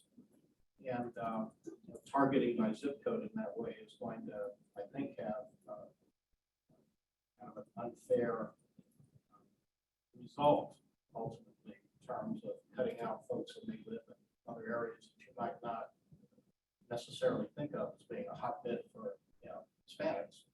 I feel odd even talking about this because I'm a Hispanic surnamed American. I've never really thought myself Hispanic, but I am. And I don't live in many of those places you just talked about. And I know a lot of people that are like me ethnically that don't either. They're going to target a different ethnic group, I think, in Waimama, which is a good thing, but it's also limited. So anyway, okay. Yeah, Whatever. no, I get what you're saying. When we did some demographic analysis, I think leading up to the outreach for the 2045 plan, we saw that there's different enclaves for Puerto Rican, Mexican, Cuban, all the different groups that would fall under the broad category of Hispanic ethnicity. But the benefit of doing the targeted social media ads is that they're targeted. They're not necessarily going to eliminate the message from being spread countywide, but because we know we have underrepresentation in certain communities, it makes sense to target the ads there so that we can get someone representing West Tampa, right? So that's kind of the logic behind it. Johnny, isn't it the case that, like, say in the case of Hispanic, you can fill, quote, a Hispanic slot and also deal with geographic deficiencies, right? Is that likely? Yeah, I think that that's likely, and based on the conversations we had about restructuring, to use, forgive me if it makes you uncomfortable, but Rick, right? So you're on the committee now, you represent Tampa Heights. If we didn't have anyone else in Tampa Heights, you could either fill that slot, so to speak, or your ethnicity could go toward Hispanic demographic representation, right? So kind of cut either way. And I think that that'll probably be the case for a lot of people on this committee. But now, since we're trying to hit the targets that we've set for this year, that's kind of how the process is going to work. Other comments? Christine? John, can you just help me understand? I feel that we are really challenged as a community. We have modified our meeting time, and yet we are in pursuit of some of our community members who are socioeconomically disadvantaged. We're going to be moving our meetings around the community, so we're really looking for persons who are the least likely to be able to afford a car, and now they kind of have to have a car, or they have to use a bus into the urban core during non-peak times. I'm just trying to understand, what is the likelihood that these individuals will avail themselves given our challenging transportation systems? I don't know. I guess I just wanted to hear you talk on that. I hope I'm not going off on a tangent, but I just want to understand that we put so much effort into that. And I hear you describing the recruitment efforts. I think that's great. But I just think that's very difficult for people to move about our community because we just don't have good transportation if you don't have a car. Definitely right. We understand that's an ambitious goal. I mentioned to you a while back that we reached out to FHWA to ask them if anyone in the Civil Rights Office had any experience structuring a committee so that we could get folks who are earning below median income to participate. And they said, no, good luck. You know, it's not like they wouldn't have helped, but they didn't really have too much to offer because I don't think many MPOs are attempting to do what we want to do. And so moving the meeting start time back a little bit to where they may be off work is one step in the right direction. Opening up virtual participation is another step in the right direction. We know we're going to have challenges and we might never hit the target that we set for ourselves, but I think we're making it a little bit easier. It would be great if we could at least get one person on this committee. And you saw from the data, we have 0 right now. So any improvement would be an improvement. Other comments, questions? Good evening. Anyone online have a question? Excuse me. Anyone online have a question, Johnny? Yes, go ahead. Hi, I'm Vita Franklin. I am your public engagement coordinator for the TPO. So I just wanted to address the 2 comments or questions that you have. And thank you, Johnny, for elaborating on some of the information I had shared with him about our public engagement efforts that we're going to put forth so that way we can get the folks that we want to see on this committee. So Mr. Fernandez, we are going to do the targeted social media posts like how Johnny mentioned, but we still are going to cast a wide net. So you are correct that there are folks all over the place. So we are going to still have social media posts online on our Facebook page, as well as sharing with other groups such as Transit Now Tampa Bay, such as with the Association of FAN. So yes, so thank you. So we're going to make sure that we put this information out there so that these folks can share what we're trying to do. But the targeted ads, yes, we have been successful in getting folks who normally don't engage with us to engage with us through the targeted social media posts. So that's why there was an emphasis on that, but that's not the only way that we're going to promote this on social media. And then regarding getting those folks, I'm really excited about the opportunity that we have to be able to engage people who normally don't see us. So we are not only just going to do the targeted social media ads, but we're going to go out to the community. So we have a network of partners such as University Air CDC, such as CDC of Tampa, such as the folks in Tampa Heights, where we can go out and now make a call in person, because you are the folks who are associated with some of these organizations where you see those people. So we go out there and we say, hey, can you help us? Then the hope is, and I'm pretty confident we'll get more than one, but yeah, we can shoot for as many as we want. But the idea is going out there to these folks, so that get them at least aware. Sure. Gail, would you mind muting Taylor, or Taylor, would you mute yourself? Thank you. Other comment, yes, Josh. I have 2 relatively quick ones. One is, I think, under 30 is difficult. It seems like we've had issues with that seat in the past, keeping somebody in it, making sure they don't age out. I would suggest maybe looking at 35 and under might increase the odds of success. I just looked at the census data. That's in line with our population distribution. It's not out of line to maybe increase that, cast a wider net. I can't remember the second one just left, but if it goes back. Johnny, would it be possible for those individuals to be offered transportation, the transportation disadvantaged? I know T-Barna does like an emergency ride home program kind of thing where they do fund. I don't know that could be put into place, but where there would be rides basically Uber or Lyft or some sort of transport. Because I do think owning a car is really hard for a lot of people. Yeah, Christine, definitely looking at remuneration, not just for cost of transport, but something to entice them to come to the meeting in person. Yeah. Options are, as a program. public agency with very strict rules, our options are a little limited, but if we get someone who's low income and they say, I would love to show up, if only I could afford an Uber, we'll pay for it ourselves. That's my guarantee to this committee. We'll make it happen. I think Johnny Christine raises a good point. T-Barta, for as long as T-Barta may be around, does have this van pool program. And they have that ride share program that's available for late at night.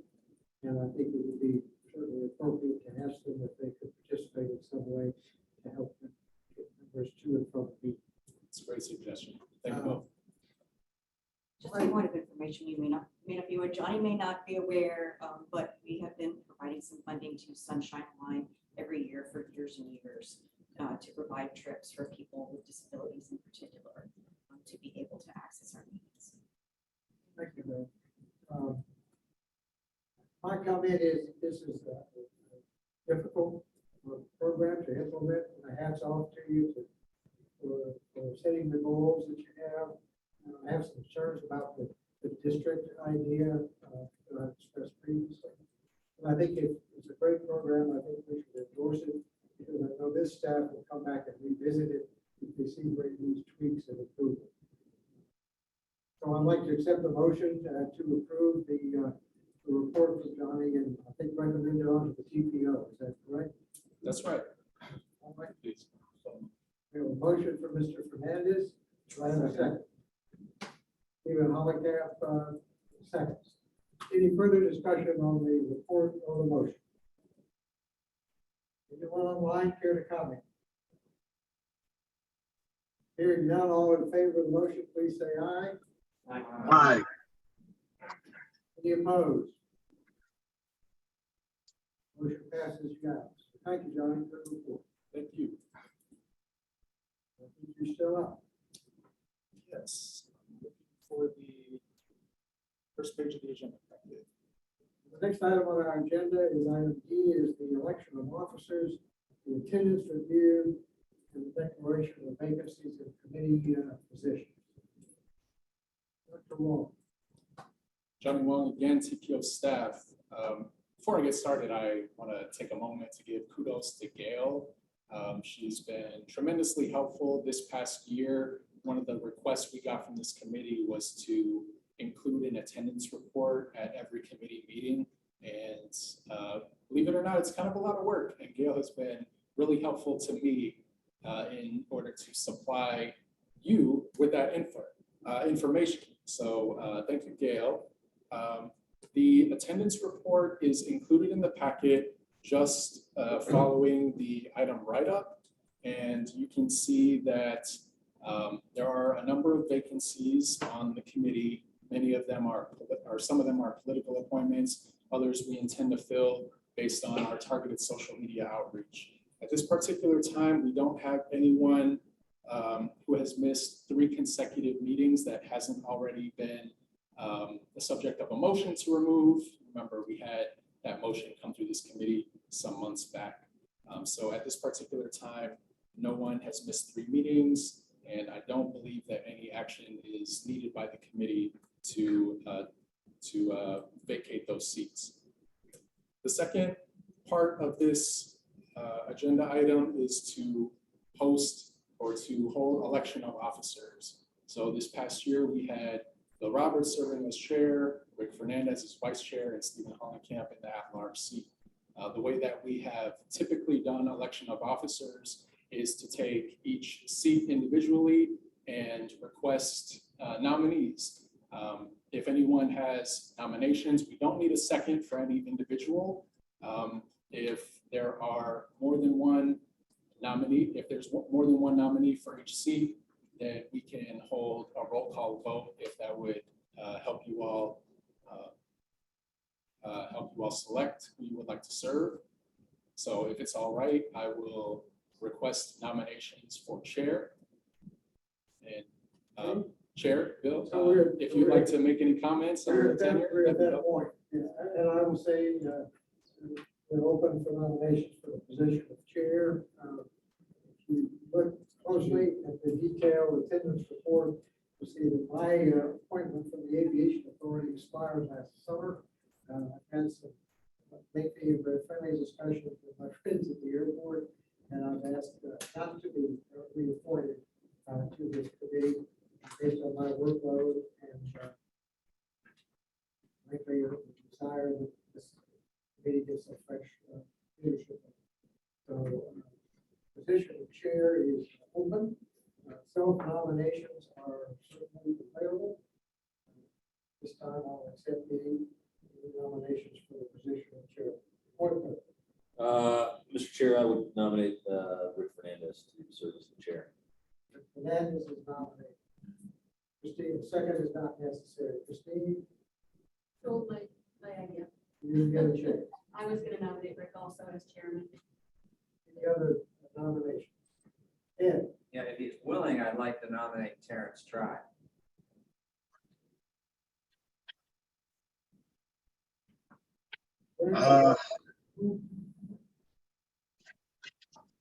I think I'm gonna have to go the way of Bill Roberts. I've been on this committee a long time, and I think I just wanted to, help shepherd it through until we got what we just got passed. And no, I will not accept the nomination. But I would like to nominate Aya Yassin, if she would accept. you left the room, so she's in trouble. Yes, I'm here. Oh, okay. I'm here, guys. All right. Just to be clear, these are all for chair. I'm sorry. These are all for chair. These are all for chair. We have 2 nominations. Are there any other nominations? Anyone online care to make a nomination? All right, I'll close the nominations for the chair. I think Johnny has given us guidance that a roll call vote on these would probably be appropriate. I'll take them in the order that we received them. All those, I'm sorry, Gail, will you call the roll for those in favor of Rick Fernandez, the chair of the committee, assuming he will accept? Chair, would you be willing to accept a suggestion? Of course. So the way that we did it at the TPO board meeting was to call the roll call, and when the name was called, they expressed their preference by name. That's fine. I think I'm seeing some nods in the committee. So we will have a roll call vote, and you can simply indicate by name which of the 2 nominees is your preference. Okay, again. Bill Roberts. Aya? Rick Fernandez. I'll vote for myself. Carolyn Brown.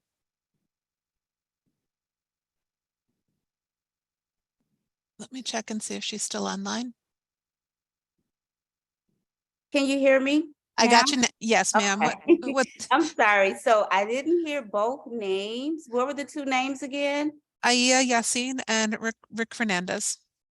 Okay, Rick Fernandez. Thank you. Hoyt Prindle. Fernandez. Aya Yassin. Can I vote for myself? Yes, you may. Okay. Stephen Hollenkamp. Rick Fernandez. Christina Costa. Fernandez. Artie Fryer. Rick, Don Skelton.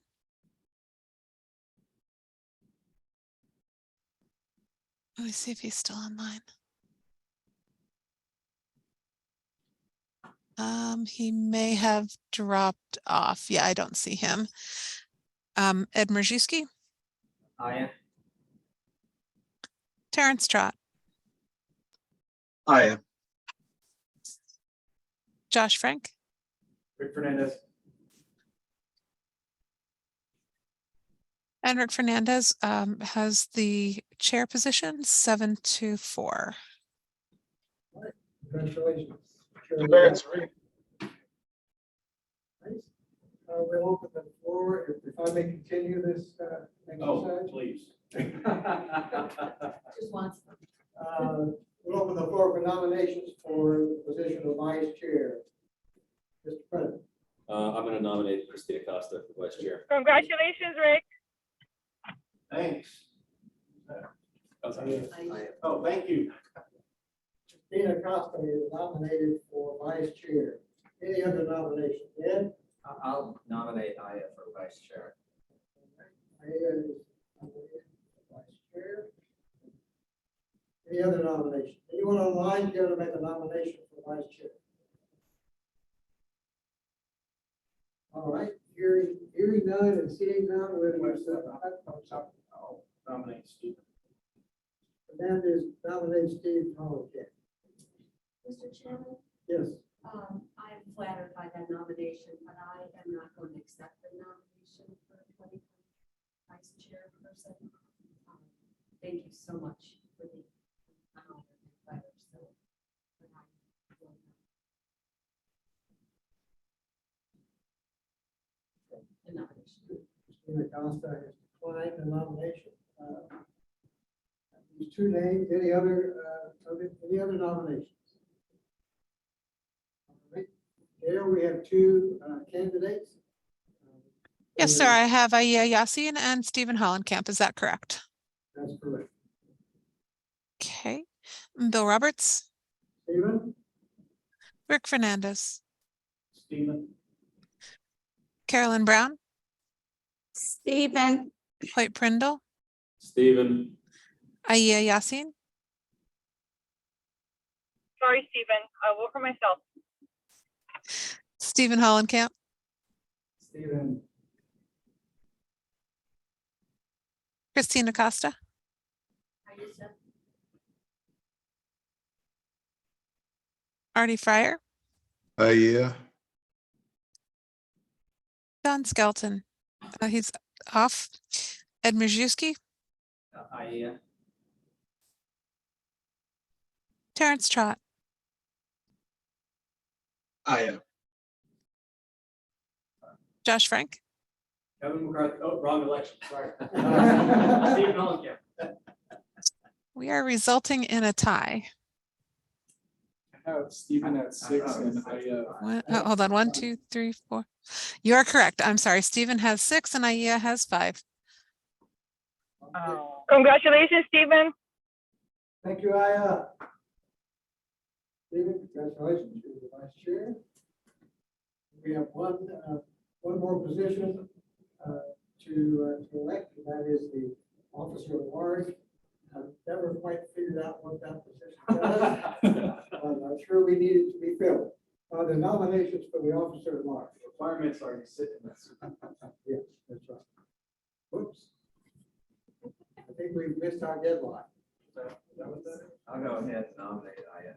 Why not? Aya's been nominated for officer at large. Are there any other nominations that probably will not accept? No. Josh, I'll nominate. I'll nominate Josh.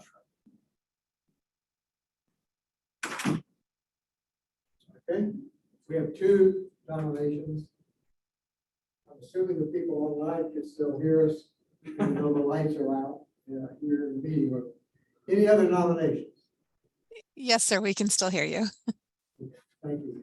All right, hearing no further nominations, I'll declare the nominations closed. We'll follow the same procedure. Gail, if you will call the roll for the vote. Okay, Bill Roberts, I'll vote for Aya. Rick Fernandez, Josh Frank. Carolyn Brown, I think I pronounced her name correctly. If I didn't, I apologize. Hoyt Prindle, Josh Frank. Aya Yassin, I'll vote for myself. Thank you. Stephen Hollenkamp, Josh Frank. Christina Costa, Aya. Artie Fryer, Yeah. Ed Majewski, I, Terrence Trott, Aya. and Josh Frank. I can count votes, so I'll vote for IA as well. Okay. Aya Yassin with 8-3. All Oh right. my, thank you so much. You're now in line for the speakership, I mean, the chairmanship. I didn't take 135 votes. was it? Oh, yeah. All right, Gail, thank you for that help. Anything else on that action item, Johnny? I think that's about all. Thank you all. Okay. And congrats to all the new officers. Congratulations. Do we have a custom that the new chair takes over at this point or at the next meeting? Or does he have a preference? I think I'd have a preference to just bring it in for Randy, if that's all Randy, is that never sure? Okay. The next item on our agenda, if I can read my agenda, is the status report on the state of the system report has been done. No, we haven't done that. Yeah. Who's going to lead that discussion? Michelle. Okay. Good evening, committee members. I'm the chair. Thank you. Again, this is Vishaka Shivaraman, TPO staff. I'm just here to present to you a quick update on the state of the system report. So just to give you a quick background, the last time this was updated was in 2021. We produced a comprehensive report. This time around, it's just a status update with a few highlights, and I will go over them in detail. Just to give you an idea,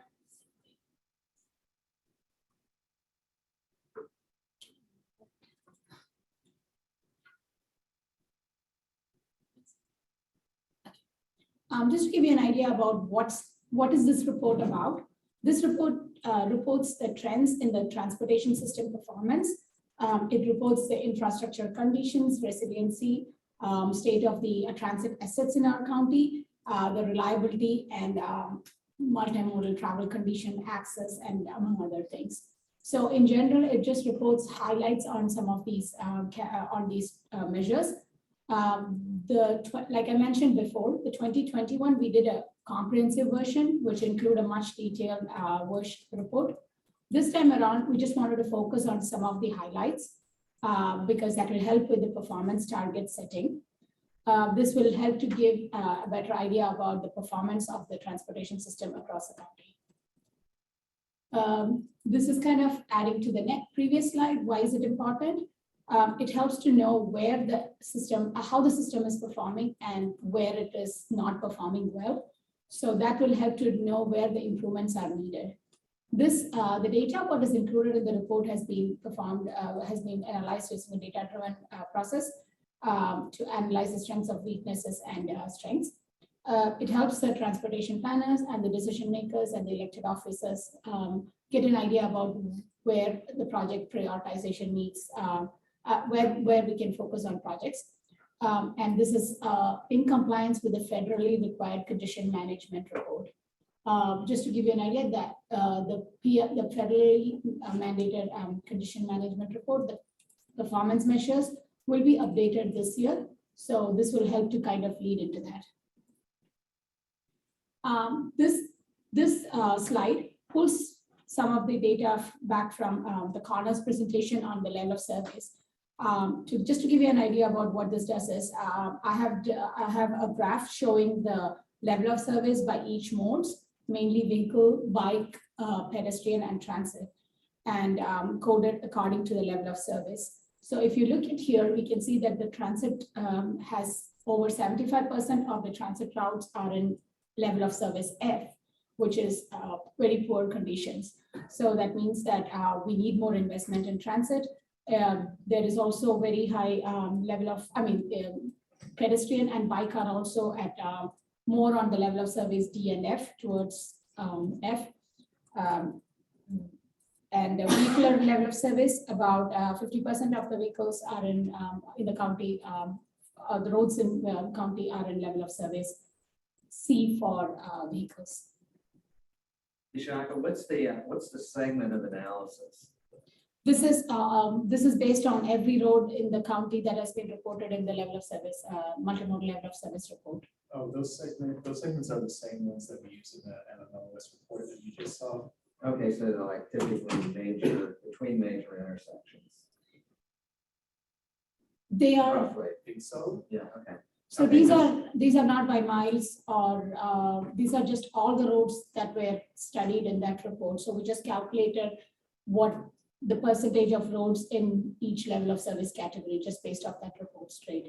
Except if you have 20 miles of a road, it might be really congested here, not congested there. So like how do you? Yes, but these are just the majority of the segments. So it doesn't go by miles, it just goes by what percentage of the segments are in this. It can be different. It Okay, can so be it's across. really by segment. It is by segment, yeah, Okay, an aggregate okay. of by Okay. the segment. Okay. Yes. The next section that we analyzed here was kind of what I told about the transit performance and the transit assets. This data comes from the hard data that was prepared by HART for their board of meeting. And we tried to capture the most recent numbers as of November 2022 when we updated this report to see that over or close to 100K trips have been completed in November 2022 with a streetcar having an on-time performance of over 99% and a fixed route bus having about 72%. Another thing what we want to highlight here is that the average weekday bus ridership crossed over 300 trips per day in 2022, and streetcar total crossed about more than 1 million riders in all of 2022. So that's a big highlight for HART for the streetcar ridership. The next measure what we looked at is fatalities and total crashes. This is again pulled out of the crash data management system database. And looking back at the years, from 2020 to 2021, the fatalities did increase quite a bit, but in 2022, it has dropped nearly 25% compared to the previous year, which is a good sign. And if you can look at the chart, even the total crashes have considerably dropped about 10%. So although VMT is increasing, crashes have been reducing, which is a good sign. This reports how the pavements are performing. This comes out of the FDOT's National Highway National Highway Roads database, and it is reported by FDOT. So looking at all the roads in Hillsborough County, the interstate pavements, more than about 72% of them perform in good condition, which meets the statewide target of more than 60%. For the non-interstate pavement, about 40% of roads are in good condition, and more than 50% of roads are in fair condition. So that doesn't meet the target. This is also reporting on the infrastructure condition. The previous slide was about the pavements. This is about the bridges. I know you can see. Yeah, there are about close to 500 bridges in the national highway system in the county reported by FDOT. And out of them, over 50% of the bridges are in good condition, which is close to 83%. So they do meet the statewide target, what we have said previously. With that, I will take any comments and discussion at this time. All right, questions, Josh, Frank? Yeah, you mentioned something that I thought was interesting and might be worth adding to future state of the system reports is VMT. Mm-hmm. And I think VMT is important in understanding just what you showed, right? The crashes are going down while trips are going up. I think it would be interesting to see, and I think it's a stated goal of a lot of what we've seen and talked about is trip reduction or mode shift to transit, to walkability, to bike infrastructure. And I think as a target, VMT should be something that the county and the TPO should look to reduce over time, even with population growth and other things. So I think it would be useful for us to see how VMT is also changing over time with population. So we can use that as another metric to work to improve. Sure, yeah, because last time when we presented the report, we presented it to the committees and the board in beginning of 2022. And we said that we will come back later with more updates. And the data that we have are what changed significantly that I could show as highlights. I do not have the latest VMT numbers from FDOT. So once we have that, that's a good suggestion that I can add and see if there's a correlation between crashes and VMT. Right, because for example, COVID played a big part in the spike in crashes because there were less cars on the road, and therefore people could travel faster and the crashes were more fatal. So it would be interesting to see how VMT plays into that as we sort of get back to a more normal pattern of congestion and crashes and all of that. And you also showed one slide. I think it was for. I don't remember what it was for, but it was just a static one. Yeah, it was for heart, I think. The ridership, it would be also, I think, useful to see that similar to your next slide, which is over a period of 5 years or so. Sure. So we can understand how transit is rebounding post-COVID. And also it's interesting to see, for example, the on-time performance for bus at 72%, while most of our transit major roadways which carry those buses are level of service F for transit, right? Sure. So I think the correlation between that level of service chart and ridership on heart, for example, is one sort of relationship that would be good to see. Definitely. I do recall that the last time we did an on-time performance over the years chart, but this time we presented the numbers a little different. So next time I can do a comparison over the years. And also I wanted to add another thing here that HART is having a significant change in their routes. Yeah. So maybe next year I'm hoping to see if there's any difference because of that, and efficiency has been increased. Do they share any of that information on a route by route basis? I believe we can get the numbers from HART or National Transit. Talking about ridership. Yeah. Yes. Yeah, I think we have that. We do have that, and it's available. Let's see if we can either circulate it to the committee or we'll circulate it to the committee because I'm sure more than one's interested. Yeah, I think it would be interesting to see that and sort of a trend as well, whether, it could be simple as a green arrow for riderships going up or a red arrow for ridership going down. And obviously the new routes are going to impact that significantly, but it still would be useful to see. It's really hard to find that information publicly. I've tried, I haven't been very successful. So.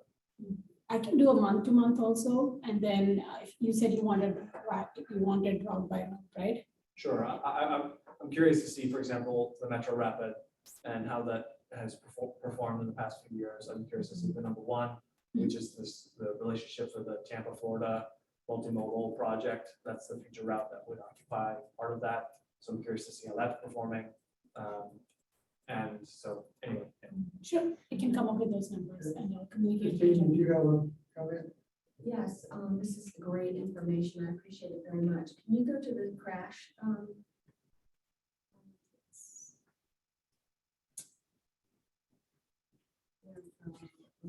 Okay.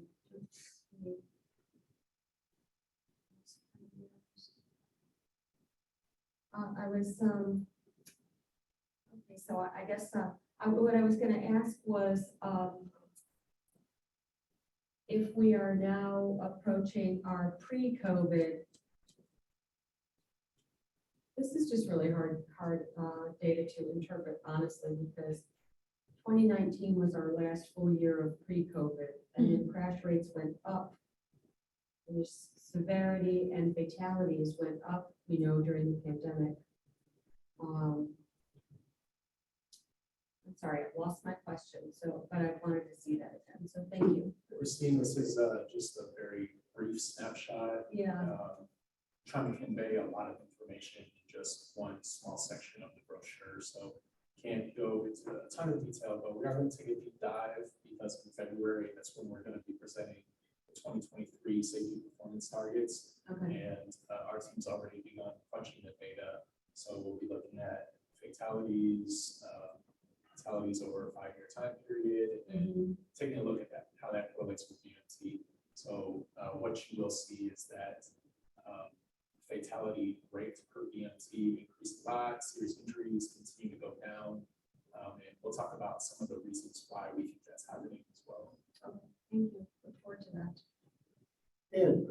I was just gonna comment that, boy, I'm troubled that buses are only 70% on time.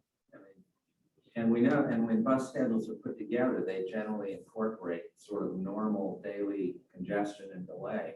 And if we're considering that, you know, many of the routes are hourly, and if you're lucky, half hourly, and then like a quarter of the time they're not on time, that's pretty troubling. I think we need to do more for transit for sure. Rick? Thank you, Chair. Just an observation, really. The first time I saw one of these state of the system reports, I think was in 2019. I remember sitting at the MPO meeting and Johnny presented it. It was multi-page, maybe as many as 30, 35 page, glossy, bounded. It was beautiful. It was a nice reference document. I still have it. And I think we had a similar document in last year's version as well, because I remember making some comments about concerns about pollution and the like. You all were good enough to make some adjustments to the language, as I recall. Yes. By comparison, this is a rather diminished work product. And I'm just curious if there's, you know, something else coming, or if for some reason there was a decision, maybe, you know, just because you want us to get home earlier tonight, that you all decided to present something much less substantive this time around. I don't know if that's fair or not, but that's my observation. Yeah. So to answer that question partly, the way we have been producing state of the system is biannual updates.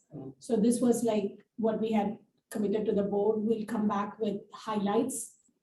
So the measures that did have a significant change was what we presented here. And I look at it as the leeway to the performance measure target setting. So this will kind of help to understand as we begin the process for setting the goals. And at the end of this year, we can come back with another update, a more major update. When we were doing the updates every 2 years, what we saw is a lot of the measures weren't really changing. So it's kind of like you see the same exact numbers in 2016 and 2018. Save for like crashes, because those can go up dramatically on an annual basis, and the transit metrics as well. We still intend on doing a more comprehensive version, but we're going to space those out a little bit more so that we can really start to see the differences in things like pavement condition and bridge condition. That doesn't change hardly at all on an annual basis. So this is more focusing on some of the metrics that people have requested because they want to see updates annually, as well as the data that you see large fluctuations. We might do a big comprehensive report every 3 or maybe 4 years, and it'll be like a beautiful version that you're probably used to. My subscription request. Joshua. Just really quickly, on slides like this, where we've got 5 years worth and forecasted data, it would be helpful to see what our targets were in relation to these numbers, which are actualized. So when we talk about our 2023 targets, performance target for crashes, I'd like to see what that would look like in relation to this, so whether we know whether or not we hit it, or fell way short, or right on the mark. Definitely, I can add that because that's already been said, so I can just add a bullet saying, because I did for the other performances, so I can do that similar fashion for this one and say if it did meet the target or not. Thank you for that suggestion. Any members online have comments, questions?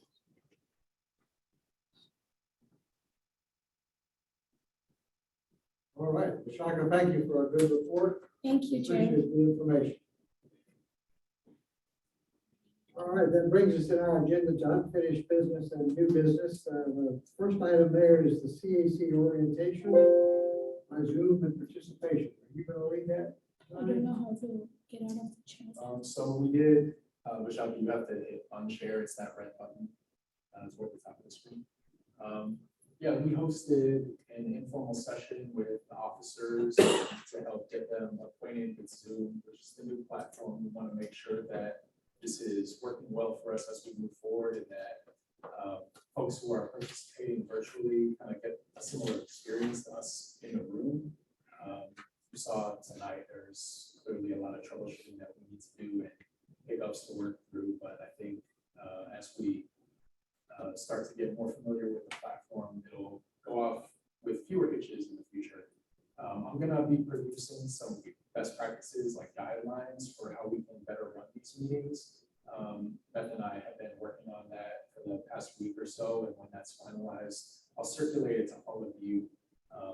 You know, it's covering things like where is the raise hand button? How do you use the chat? How do you direct message staff for technical support? Things like that.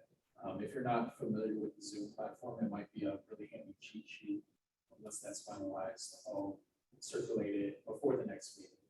So either in the agenda packet or I'll just mail it to all of you, and we can also print out hard copies to bring to February. Good. Johnny, in the past, haven't we had the other microphones that are most close to us? Because I sensed a lot of problems with the remote people hearing. And it seems like when we have those microphones that were closer to us as opposed to out on those tables, that it was better for them. Thanks. Yeah, we'll work on fixing the AV next time. I don't know how much of a monkey wrench this is, but one of the advantages to Zoom is the annotate feature over WebEx and Teams and others. And as a panelist in other presentations, I sometimes find it helpful to use that to draw what I'm trying to communicate if I'm remote.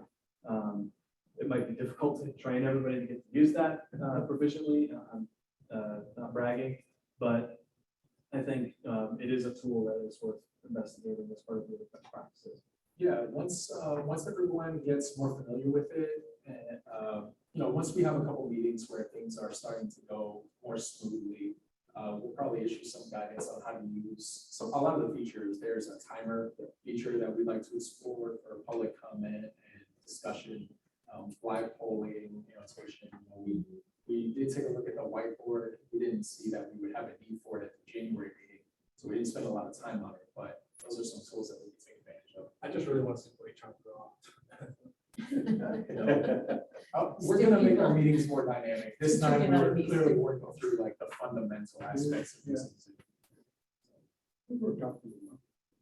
Any comments online from our online committee members? Steve? Just a small, along with fixing the sound, when I've done these meetings remotely, it's much more enjoyable when people turn on the videos. So like 95% of this meeting was everybody didn't have theirs on. So people at home, all they're seeing is the agenda and then a bunch of black boxes of people's names. So we you're were like putting together. disabled. We were disabled. Our videos were disabled? Yeah, host disabled, participant screen share. That's None of those on there. It's a camera. If you're presenting. That's different than the video camera. Oh, okay. Okay, sorry about that. There's an example of ignorance on YouTube. So I would agree with Steve. I agree with It's you. nice to know guys. people I are, agree real with people Steve. are there and who they are. Yeah, I think we should certainly encourage those online to have a camera. If you'd like, we could do another brief demo tutorial of Zoom. We offered it for the 3 officers and staff support to kind of test it out.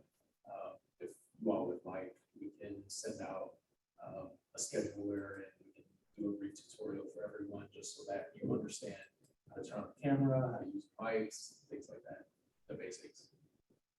Wouldn't hurt just to send an invitation. Yeah, I think it'd be Whatever group helpful. size shows up.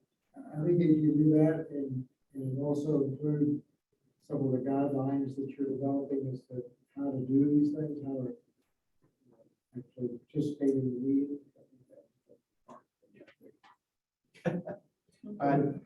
Yes. Just actually 2 comments. Okay. Well, all right, I'll save the other one for next week, next month. On the video thing, I absolutely agree. It's nice to see faces rather than the black box. The only thing I've noted in some of the meetings I've had that I've conducted out of my home is that oftentimes it stretches my bandwidth at home when I have the video running. I wind up having some freezing up. So while I fully encourage people to use it, it ought to come with it, that, you know, for those that aren't used to it or don't know what effect it might have on their at-home service. You know, if they wind up freezing up, they just need to turn themselves off, you know, graphically, and then we give themselves some bandwidth. The other thing, question really, did I understand that you were dropping off of the committee effective this meeting, or will you be with us for a while? I'll be with you at the meeting or two as a member. Okay. Pending an appointment from the aviation. Okay, I want to have an opportunity to, you know, offer some accolades. Oh. So I'll make sure you want to. Let me comment on your first question. We haven't talked, Johnny, about assisting committee members with broadband connection. And I suspect you have that in your internal conversation. But clearly, I think you, and along with transportation, to encourage people to be here. That's right. If we're going to have virtual meetings, I think we should look into what our service providers in the county might be able to do to assist somebody who wanted to be on the committee, but who does not have a good broadband, high-speed connection, who keeps freezing up all the time. Or the proper equipment.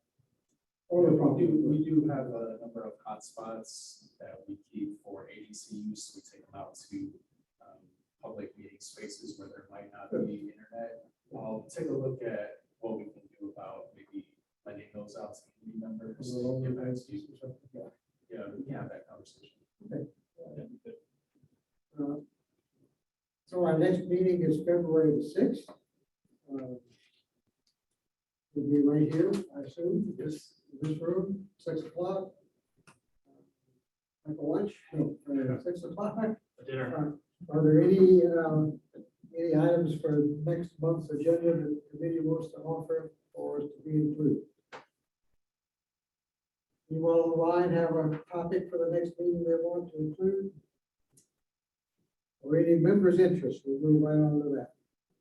The kind of time together. I John, just had a question / comment. That I thought I saw that the TPO was awarded a federal grant for air pollution. Is that correct? Around the interstate system? Is that public? That's public. Congratulations. That's all. Thank you. Chair, did you say the next meeting was Monday, February 6th? looking Should be a Wednesday. Yeah. I'm Yes, sorry. no. We need to adjust that. I think it's Wednesday, February 1st. February 1. So. Yeah, I have, February 1st. I have Cheryl's invitation on the 1st. Yeah, February the 1. first. Yeah, Good so, catch. sorry, please disregard that date on the agenda. Well, I guess. But, you all got the invites for that meeting, I assume. I didn't catch that. Good catch. Any other topics for future agendas? You online have a future topic?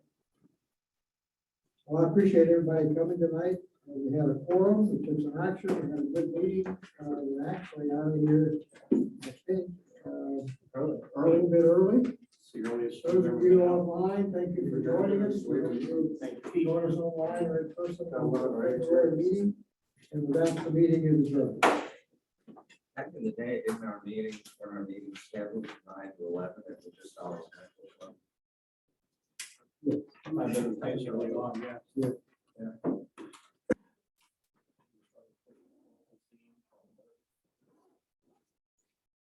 Yeah, it's nice on the night. Yeah, get out of here. Yeah.